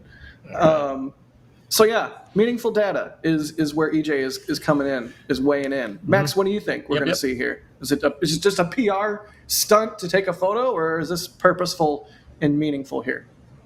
I mean, I don't think any of their hardware movements aren't. What was the word? I can't. Brain is not braining. What is the word that you? Purposeful. Thank you. myself, I guess. I'm talking to myself. Do I need to Ranting. remind Anyway. you of the time they had a full stack just to do a Cybertruck ad?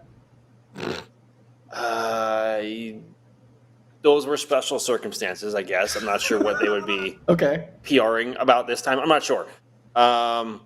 Maybe a wet dress, just to ensure the vehicle's ready, as they've said the vehicle is ready on numerous occasions to this point, and I guess they haven't. That's like the last step before launch is getting getting a good wet dress done. So potentially a wet dress. Alex? Would be nice. Yeah, I mean, stack that thing and just put it up there and do a wet dress. Why not? Send it. That thing. Hang on. There. Over All there. right. And Yep. then Yeah, yes. Yeah, it's nice. It's Thank you. It's a nice thing. Thank you, Alex, for your best weatherman impersonation. All right, let's do some more questions. You guys down for questions or nah? Questions. I mean, nah, kind of. Yeah, yes, I am. All right, Yes, well, I am. that's it for the Flame Trench this week. Thank you. No, I'm kidding. Questions. Six String Simpleton is asking, how long is Jack's beard going to be by Flight 5? About that long. About that long. I've actually been trimming it. I've been breaking the rules. I have been trimming it. Sometimes it's You just... should let the hair on your head grow out until Flight 5. Max. No comment whatsoever. Nothing. Do you actually think, or were you joking? You should. Why not? There is no hair. There's no follicles in this entire general region. For me, it's here where stuff doesn't grow, but here stuff likes to grow. Yes. I don't know how it is for you. No, it's the same. Let that grow. Yeah, I look like Mr. Burns real fast if I let it grow. So I'm just not gonna. No, I'm just not gonna do it. I'm sorry, Jack is not allowed to do that because we are sponsored by Henson Shaving for the next 3 months. So sorry, Jack has to shave. Dang it! Yeah, that's not. EA sponsorships. Well, I mean, it's a really good razor, to be fair. And I'm not just saying that because they're sponsoring us. I actually have been shaving way more, which is why I'm not going to do it, Max, unless you do it with me. Not a chance. Not a chance. Phew. All right, questions. Lorids DK asking, could the FAA potentially postpone... No. Sorry. Prepone. Is that a word? Is prepone a word? I guess it is now. Could the FAA potentially prepone the IFT-5 launch license to an earlier date if the environmental assessment analysis shows no issues, or are the 60 days of waiting immutable? I actually don't know the answer to that.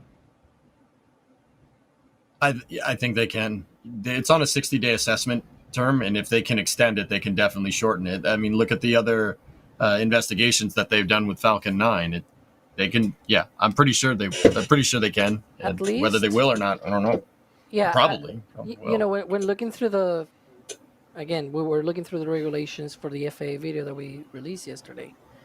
There are a lot of words, usually when they say X thing needs to be done, 60 days beforehand or whatever. Like, I feel like that's maybe what's happening here.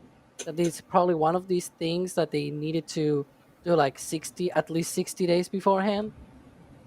I don't know. Yeah, for example, like a mishap investigation can be up to 180 days.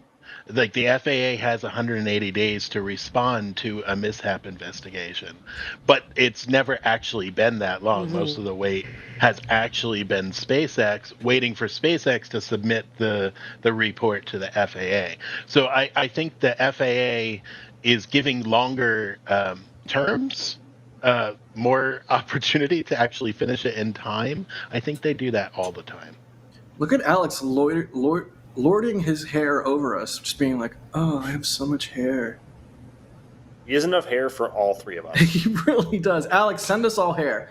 I'm good. I'll pass. No. Okay, Alex, only send Max hair. No. I'm good. Chat is saying it's not prepone. The Matrix is saying, I think it's just pone. Also, Bob Smith saying, wouldn't that just be a pone? Just pone. That's what I was laughing about earlier while Alex was talking. Oh I no! love you, Chad. You're so good. I don't like this conversation. I do. I don't like that word either. Pone. You don't like a good like corn this. pone? Corn pone's delicious. What the heck? Oh my god. All right, moving on. Carito, thank you for the $2 super and the Kilt Fund. Oh, God. More questions. John is asking, why do the RVACs go first and then the sea levels on that static fire? Is that another stage SEP kind of thing, Alex? Yeah, when they do... This is funny, because when they did the static fires at suborbital pad, they did the sea levels first and then the RVACs, just because of how they looked relative to where they should be, right? When we saw those engines igniting on the suborbital pads, we always saw the centers first and then the RVACs. But actually during flight, when they do the hot staging, they ignite first the RVACs because they are closer to the vented interstage, the hot staging ring essentially, and so it allows them to be able to get out that exhaust through those holes much easier because they are further out and closer to those holes. And once the clamps release and everything, they ignite the center engines and then the ship just flies out. So this is the center essentially engines, the same ignition sequence as the hot staging. The center engines are basically right next to that dome on the hot stage ring. So yeah, but they gimbal out. Yeah, but they're still like right there. So it makes sense that you want to get a little separation before you light them, right? Good Also, question. the RVACs ignite faster, at the very least, from what we've seen in the past. It seems like the regular, the sea level engines take longer to ramp up and to get to ignition. I don't know what is different though. Like, what is the actual thing that gets the RVACs to ignite faster? But we know that from how, you know how for a spin prime test we see sort of like stream of like a white cloud thing coming out of the engine first. That's essentially the first step of the ignition sequence. Fun fact, I've been writing about this for a future video. So the first part of the ignition sequence, they spin up the pumps and you see this sort of cloud of gases coming out of the engine, and then ignition happens on the pre-burners and the main combustion chamber, and then you see all the flames coming up and thrust being generated. Like, that's the whole point of the ignition sequence. And so maybe even if, like, Kevin, if you can scroll back, you can probably see that. And when you see that on the RVACs, the time between the plumes coming out, like, see, and then reaching full thrust, or rather just combustion in general, not even full thrust, it's super short. Whereas on the sea level engines, they take a long time. You can see the streak, the plume coming out of, like, that's when it's starting. See, there's like vapors coming out of the sea level nozzles, and then there's like another streak, and then ignition happens. Like, it takes a longer time. It feels like it's at least 2 seconds, whereas on the RVACs it's like 1 second to ignite. It's very, very quick for the RVACs. Yeah, I mean, I'm really curious what like hardware differences or procedural differences are the cause of that. Well, fellas, you gotta think about it like this. You know, they keep that ignition sequence. Oh, geez, here we go. Here comes EJ to tell us how to think about something. Go ahead, please. I'm not gonna say nothing. No, I enjoy it. I really enjoy it. I was just giving you a hard time. Yeah. That's a phrase you commonly utter. Consider this information that I am about to purvey. Yeah, all right. So when the thing separates during hot staging, if you don't get your sequencing right, and one engine fires a split second more than the other, that could impart roll on the vehicle during a hot staging separation. You don't want that. It needs to be clean. It needs to separate straight off, because if it goes to the side or something, there's already a lot of events happening here. You don't need to introduce more. That's why the sequencing is tight on the RVACs. Now, in terms of hardware, what's different? The nozzle. Yes. Maybe. The nozzle. Please don't move. The nozzle is calibrating. You get that one, EJ? You get that one? Yeah. Oh, dude.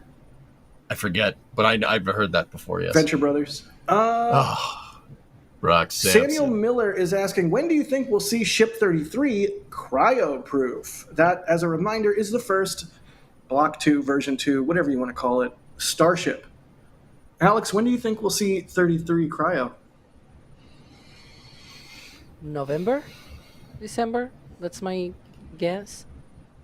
Can I go on a like very small rant? Not rant. Oh, here we go. Alex wants to go on a small rant. Everyone set your watch timers. It's okay. I actually Nobody hold your breath.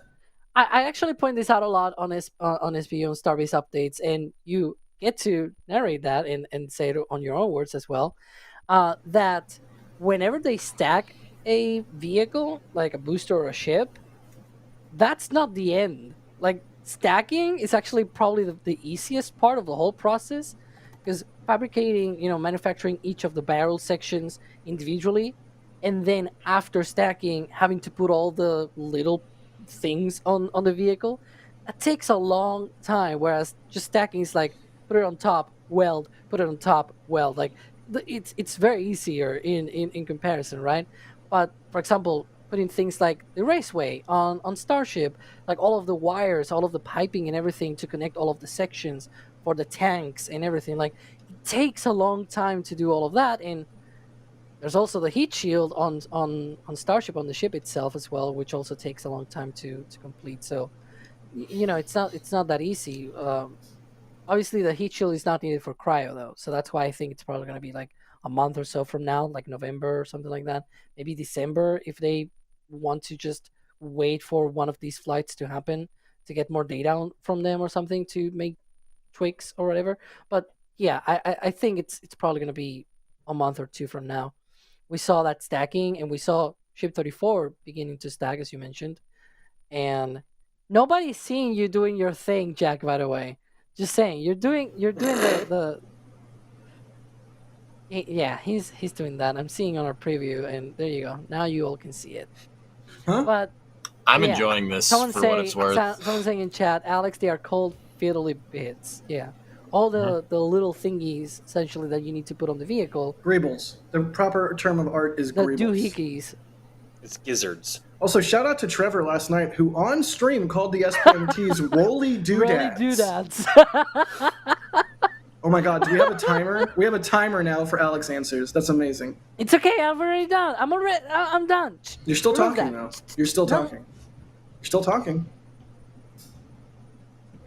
Good deal. Max, when do you think we'll see 33 cryo? Soon. EJ, when do you think we'll see 33 cryo? Hey, that was not an answer. That was a good answer. That was a solid answer. Come on, you get short, me sweet, and to the point. You throw me under the bus every single time that I'm like, well, I don't know. But he says soon, and you're like, oh, that's a great answer. Come on. You're still your time's up, buddy. I'm sorry. We got to go to EJ. EJ, when do you think 33 will cryo? Soon. Nice. No, it's probably. I don't know about you guys. I was listening to Alex. I listened to the whole thing. I enjoy the explanations. Because of his explanation, we don't need to say anything else. I think Alex is on the money. It's going to be sometime before the end of the year. We'll see it. Yeah, probably December. That'd be. Well, cryo tests. When it cryo tests. All right, Max. Now I'm going to turn against you. For what? You weren't already against me? Well, okay, fair. More questions. 40 Calorga is asking, why didn't they install the hot stage ring at the production site? Alex, we need you. Why aren't you looking at me? I'm the guy with the long answers, right? Yeah. Yeah, give us a nice long 30-second answer as to why they didn't install the hot stage ring at the production site. Ready? 30 seconds is not long, but go. Yeah, whatever. Ready, go. I don't know. Start. I have no idea. That's my answer. If you want to have, like, one of my theories is that they probably just wanted easy access. They may not have a hot staging ring installed forever, essentially. And there's a lot of things on the top dome of the booster that they may want to access. That's my take. Right. Yeah, I mean, it was installed, and then they removed it, and they rolled it out. So, question mark? I was sort of wondering in my head if it was like a high bay, like booster 1 in the high bay type situation where they didn't want to lift with the hot stage ring installed to get the booster on the transport stand, so they removed it. But maybe it to work, fit. maybe also to work on the top dome. I know they can take it out of the high bay with a hot stage ring installed. But if the booster's already on the transport stand, they can put it on. If they're lifting the booster off of a workstation, okay, fine, they can. I'm a big dumb idiot. We've seen that in the past. All right, I'm stupid. Thank you. But yeah, another option which people are pointing out in chat, which it's totally fair, is my background picture here for the green screen, which is SpaceX did the whole, Lion King thing of putting the booster all the way up, and they specifically said this is going to be the height at which the catch will happen. So as you can imagine, the catch will not happen with a hot staging ring attached. You all know why by now, of course, because you follow us on YouTube and whatnot. Essentially, they dump the hot staging ring after stage separation while the booster is doing its own, flip and whatever. So that's the whole thing here, that it makes sense in theory, just because you're lifting it on the OLM, to do like a, detour kind of thing of, hey, in the meantime, let's just lift it up and sort of, do as if the booster... This is the first time they essentially have put a booster all the way up there. Yeah, this high on the tower. Yep. Yeah, I'm really curious if they're, what kind of data they're gathering from such an activity. If only just to validate, yep, chopsticks can go up that high with a booster. Yep. Really interesting. Chopsticks can chopstick. Chopsticks good. Did you guys see the bend in the tower from LSR's compilation of the chopstick test the other day? Oh yeah, the twist. Yeah. Oh my god, the tower rocks back and forth. The tower almost has its twang. It does a twang. Hang on, Kevin is gonna say in the back channel, I don't have that, so I'm gonna find it. Find it. I'm gonna thank some people. Ninja Decimator, pew pew pew. Kevin. There we go. Thank you so much. They say Crew 9 needs to bring... You know what? I'm not going to read that. Oh, no. Thank you, Ninja Decimator, for the support. I'm glad I read ahead. It was a thing that involved a kill. Let's just leave it there. Oh, come on. Nope, moving on. Bideford. Cowardice. With a $25 super chat. Thank you, Bideford. You are awesome. Always coming out with the support. They say, love the Flame Trench. Jack, Alex, EJ, and Max. Time for margaritas. Have a great weekend. Yeah, baby. Oh, that sounds really nice. That sounds really good. You too, Bideford. If you saw the pre-show, then you know that I am currently brewing, if that's even the right word, some jalapeno tequila for use. I thought you were going to say something else. In beverages. No. If you watch the pre-show, you know I am sloshed too. Abort. Anyway, jalapeno tequila, Jack? Yeah, it's delicious. It's delicious. Moving right along. Is it called Jack's Kilt? Sorry. Trademark that. Somebody trademark that. I'm just going to dead air you. Good. No, you finish out support. Go ahead. There you go. Thank you for supporting us. Look at the tower. There you go. Look at that thing. Weeble wobblies. Good Lord. That's a lot of wobble. I think it's by design, guys, to be honest with you. Of course. I don't think they moved the chopsticks up there and then, opened and closed them and said, "Oh no, it's moving." I think that's a way to dissipate that energy. Right. You want a structure to be flexible, but not too flexible. And you want it to not be too rigid, because then it will just snap and fall over. Kevin, bring up the Galloping Gertie, the bridge, and the Tacoma Narrows bridge. Do that. Let's do that. Let's just make Kevin bring up. What? You're gonna earn his hate. I'm trying. So Jay will be operating the flame trench next week. Oh, there's this one tweet from SpaceX 6 months ago that I really wanted to talk about. It's not in the document. It's like this statement about a thing. Kevin, can you bring that up? Ask Alex for it. He'll find it. Okay. Alex finds anything on I do X. want to talk about a tweet just before we wrap up the show. Because do you want to give me the tweet before you start talking? Give him about the tweet. Okay, I will thank support, and we'll pretend like we're competent at doing our jobs. Dave K., Florida, thank you for the $10 tip to tips.nasaspaceflight.com. Yet another way you can support what we do.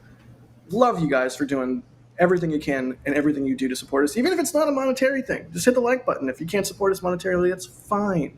We like everybody that comes out and watches our videos. But Dave, with a $10 tip, Thank you so much. They say space engineer reports someone is attempting to salvage parts from Booster 11 using the ship HOS Ridgewind. Does this relate to the FCC license investigation? I don't think those two things are related. I knew about the ship. I didn't know the FCC license. I'm not sure what that's about. No, I have no idea. Same. No idea. Cool. Moving right along. Alex, did you furnish Kevin with the tweet? Yeah, Kevin had that ready like 10 minutes ago already. You just went on that. Oh, it was. I already had this one. Yeah. It was in the doc. So what I'm hearing is that you're a complainer. It was on the dock? No, right now I'm searching for the spider that just walked across my screen. So you guys talk about this while I go find it. Be nice to it. Don't kill it. Somebody page Adrian. Let it outside. Don't kill it. Spiders are bros. They eat mosquitoes. This actually was tweeted right when we're talking, about regulations and whatnot. SpaceX launching another crew next week, Crew 9, saving, the Starliner crews. But anyways, that's saving. Freedom. Yeah, I was just mocking, the mainstream media and saying, "Oh, they are stranded on the ISS, whatever." But this capsule is going to carry 2 astronauts instead of 4. This is Freedom, which is quite interesting, quite the irony, I should say. Alex, are you shoehorning an entire other topic into the flame trench? Yes, because this happened. This is breaking news. It was transported to Pad 40, and we're going to have Crew 9 next week. Watch it, because we're going to cover it. If we're doing breaking news, should we talk about the Boeing guy that was laid off? No, he wasn't laid off. I kid. He was asked to leave. They got a word for that. Politely to vacate his position. We asked him politely but firmly to leave. He was voluntold away from his job. Voluntold. Reference acknowledged, DJ. Thank you. Boy, I tell you what. Yep. More questions. Couple more questions, and then let's wrap it up because it's been a long one this week. A whole bunch of stuff to talk about. Yep, Boeing Defense Chief Ted Colbert pushed out. The KC-46 Pegasus is it's an ad. The KC-46 Pegasus is a calamity. I'm sure there's a bunch of other stuff too. Yay, Boeing. All right, we covered it. Moving right along. Well, it's interesting, though, because Ortberg, the new CEO of all Boeing's companies, right. He's basically like, nah, get out of here. So it's, I'll say this once, I'll say it again. All the past Boeing CEOs that we've seen over the years have not been engineers. Kelly Ortberg is an engineer. He absolutely is. He's a mechanical engineer. So how heavy will golden parachutes will be for Starliner? Anyways. Moving along. I'm trying so hard. Actually, before you move on, Jack. Do you have a 30-minute rant about a thing you're going to shoehorn into the show, like Alex? I don't. But it goes on with Crew Dragon getting over to Slick 40. Yes. The astronauts get here tomorrow. Oh, nice. We will be there. Nice. Stay tuned. Can't wait for that. Stay tuned to the socials for that. Here we go. Here's one. Rankley is asking, would SpaceX consider flying Ship 30 and Booster 12 without a catch to at least test the upgrades to the thermal protection to avoid the prolonged wait? Nah, EJ, go. I don't think so. I don't think that they would. You got to understand from where SpaceX is at, it's imperative to catch those boosters. The reason why is because they're on the hook for about $2.4 billion to NASA to deliver them a lander. Part of doing that is refueling Super Heavy. That gets a lot more complicated if you can't refueling Starship. That gets a lot more complicated if you can't get your first stage back, because now you're expending 12 to 16 Super Heavies, which you don't want to do that. That's the reason why SpaceX. That's the reason why I think SpaceX is going for a catch on like seemingly so early, because if Super Heavy can't be reused, that's a big problem. I don't think. If they can't reuse that, I don't think HLS is getting anywhere near the moon. Yeah, no, that's very valid, EJ. Thank you. And one more. NASA Centaur. Hold on a second. We got Rocket Lab. Oh wait. Oh what? Are we about to get payload deployed? The weird deployment, yeah. What's weird about look it? at that payload stack. That's who did that? It's fine. What was the one Look at that. What was the one that SpaceX launched? Oh, there we go. There's one. We got There we one. go. It was also very. Is now our reaction. So the other thing is, if you guys are wondering what those plunger things are on the tops of these satellites, those are antennas for the constellation. Nice. It's a very, very interesting antenna design. But yeah, that's what those are. Are they like stowed right now, or? Yeah, they're stowed. They kind of deploy like a coil spring, I guess would be like the best way to kind of describe it. Yeah. They telescope forward. Makes sense. Yeah, super cool. All right, so we had one deployed. Yeah, and keep in mind, guys, this is an animation. I don't think this is telemetry driven, if I'm remembering how Rocket Lab does this. Oh, there the other ones go. There's two This more. is like the Ship 26 of payload deployments. How do you really feel? What? Alex just throwing bricks in a glass house. I'm just trying to Swear. get Kevin triggered. If Ship 26 ever flies, y'all are gonna eat some pretty dense humble pie. I mean, Won't, but imagine if it did. Yeah. I mean, I don't know if you've noticed. I've definitely changed my messaging around I know 26. you have. I know you have. Because you can never say never. But also, it's never going to fly. But also, never say never. So you're Why did they telling do me that? there's a chance. No, we're not talking about Blue Glen. We're not talking about New Glen. Blue Gorgon? Blue Gorgon? Is that what you just said? Oh my lord. I want to die. Yeah. Hopefully Have we you get seen some... how they had like a point of view camera on the simulation for that deployment? It's like, why? Well, the whole thing is this, we're in a simulation right now, Alex. So really, what's the big deal? He's got a point. They're just simulating the simulation. All right, Ninja Decimator, pew pew pew. Thanks for the super chat. Kevin is late on the pew pews today. Come on, Kevin, do better. Do the train horn. I'm still waiting. Don't do the train horn. Where's Don't do the train Where's horn. the pew pew? He's busy with the spider, man. He is busy with this. I forgot about the spider. I hope he's not meddling it. Hey, Ninja Decimator, thank you so much. Oh, he's going to overdo it. They say, read it, Jack. This time, Jack Lowell, Crew 90G. What? No, I'm not going to read it. I'm not going to read it. You can see it on screen if you really want to read it. There it is. It's gone. Sorry, Ninja Decimator. You get a sound effect. Come on, you can't. This guy's giving you money, and this is how you repay him. You want to say it? Do you want to say it? Because I don't want to say it. Mission What do you success say? for Electron. Yay, mission we go. success. Moving right along. All Let's right. talk about other stuff. I can not update that my thing. spreadsheet. Hang on. There. I have a spreadsheet. Nice. Do it, Alex. You spread the craziness out of that sheet. Really? Good for you. You have a spreadsheet, Alex? Wait, does Ryan Weber work at an airport? It's even like color coded for countries. So, Nice. Yeah, it's Oh, very look neat. at that. What color is the U.S.? Blue. USA, USA, USA. USA. It's insufferable. the- Even as a joke, it's insufferable. Yeah. All right. Last question I'm going to ask all three of you. When Flight 5? Do we think they're going to hit end of November? Do we think it's going to slip to 2025? Do you think they're never going to launch Starship again and they're just going to take their cards and go home? EJ, go first. Why is The FAA said net November. I'm not going to rule out the possibility that they might be able to procure a launch license sooner or permit to launch sooner. But yeah, I'll say first week in November. All right. Max? When Flight 5? It launches when it launches. Oh my God, that is okay. No, that's a bad answer. That's a bad answer. Okay, fine. I'll give a real answer. How about that? Kevin is sound effect happy now. He's a trigger happy.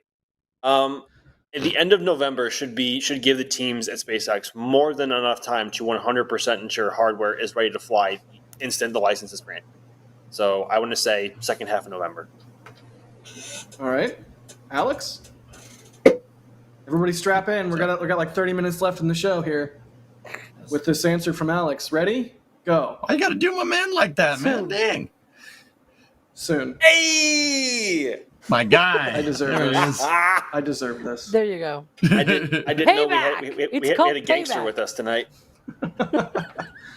All right. Okay, if I want to wish, I want December 13th because it's my birthday. Anyway. Oh. All right. Well, I think that's it for the Flame Trench this week.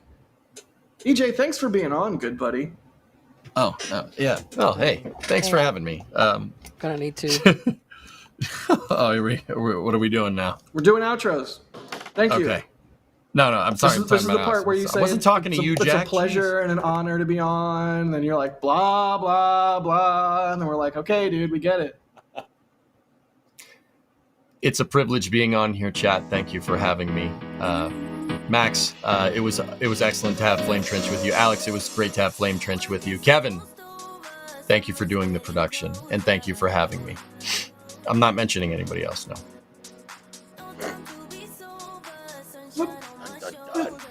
What? I thought we were friends. He looks so sad. I thought we were friends. Max, thanks for being on Flame Trench this week.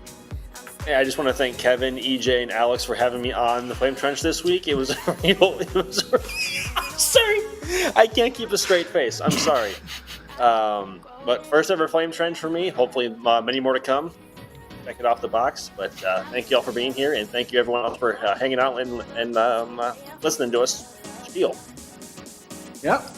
And Alex, thank you for being on and putting up with all my guff. It's always a pleasure. This is actually my first live stream. It's the second live stream, first on camera, since I came back from the US. Ryan is already mocking me in the back channel because, he already saw Flight 5. That's why he went to the US. Ryan. But yeah. What? I did not see Flight 5, of course, as you all know. What? Thank you to Kevin Michael Reed in the background operating the stream and putting up with a lack of assets and being late on the sound effects and hopefully not killing spiders and also just being a good person. Thank you, Kevin. You gonna chime in? You're just gonna give us a buzzer. All right. He's lying to you. It's actually funny because I cannot see the screen with these because they are polarized. So. Do we get a crowd groan?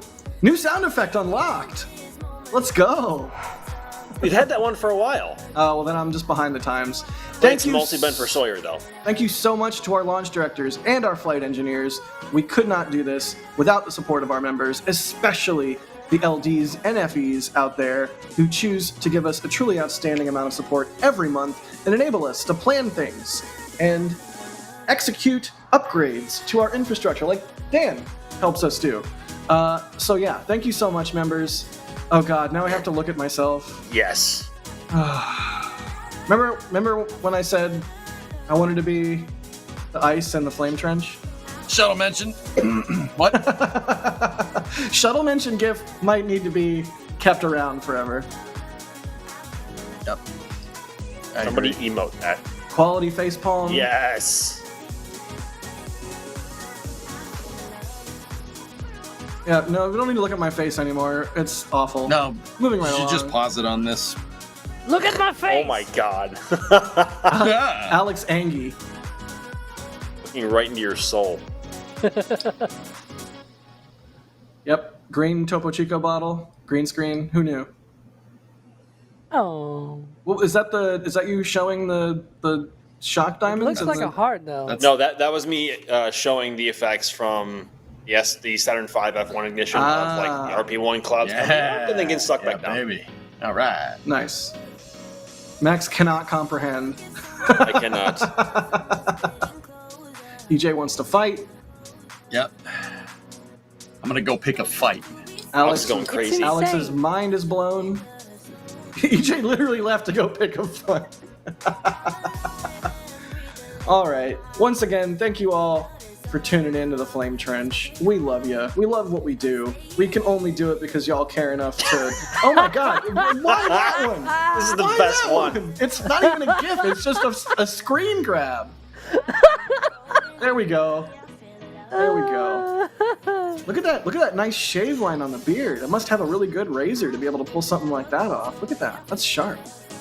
I live to torture, Jack. Thank you. And I have an echo again, so it's mission accomplished. Good. All right. Is that it for gifts? Do we have anything else? Do you want to torture me with anything else, or are we wrapping finally? No, that's it. We're good. All right. Again, thank you all for watching. We wouldn't be able to do this if nobody cared, so thanks for caring. And we'll see you on the next one, which might not be too long from now. So, yeah, stay tuned. Follow NSF on all the socials. Sub to, or whatever to EJ on Twitch. DM Alex things that he hates. I don't know, maybe spiders. No. And follow Max on Twitter because he's going to post some bangers tomorrow from Crew 9 Arrival. With that, we will see y'all nerds next time on the Flame Trench. And here we go.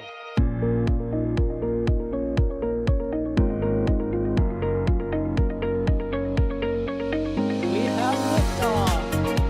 Propulsion continues to be nominal. RS-68 chamber pressure looks good. Traveling up. Roger, planet. Water towers fly! Yes! Tango down to nominal. Flighting down to SPD off. Bring in SPD off. It's orange! R45! Oh my god! Oh my god! Decollage. Look at that. Put that in the big bag, 343 unfolds to go. Indeed. We rise together back to the moon and beyond. This methane will be igniting with the flare, correct? Yikes. Keep that. Sure. We don't need any more of these.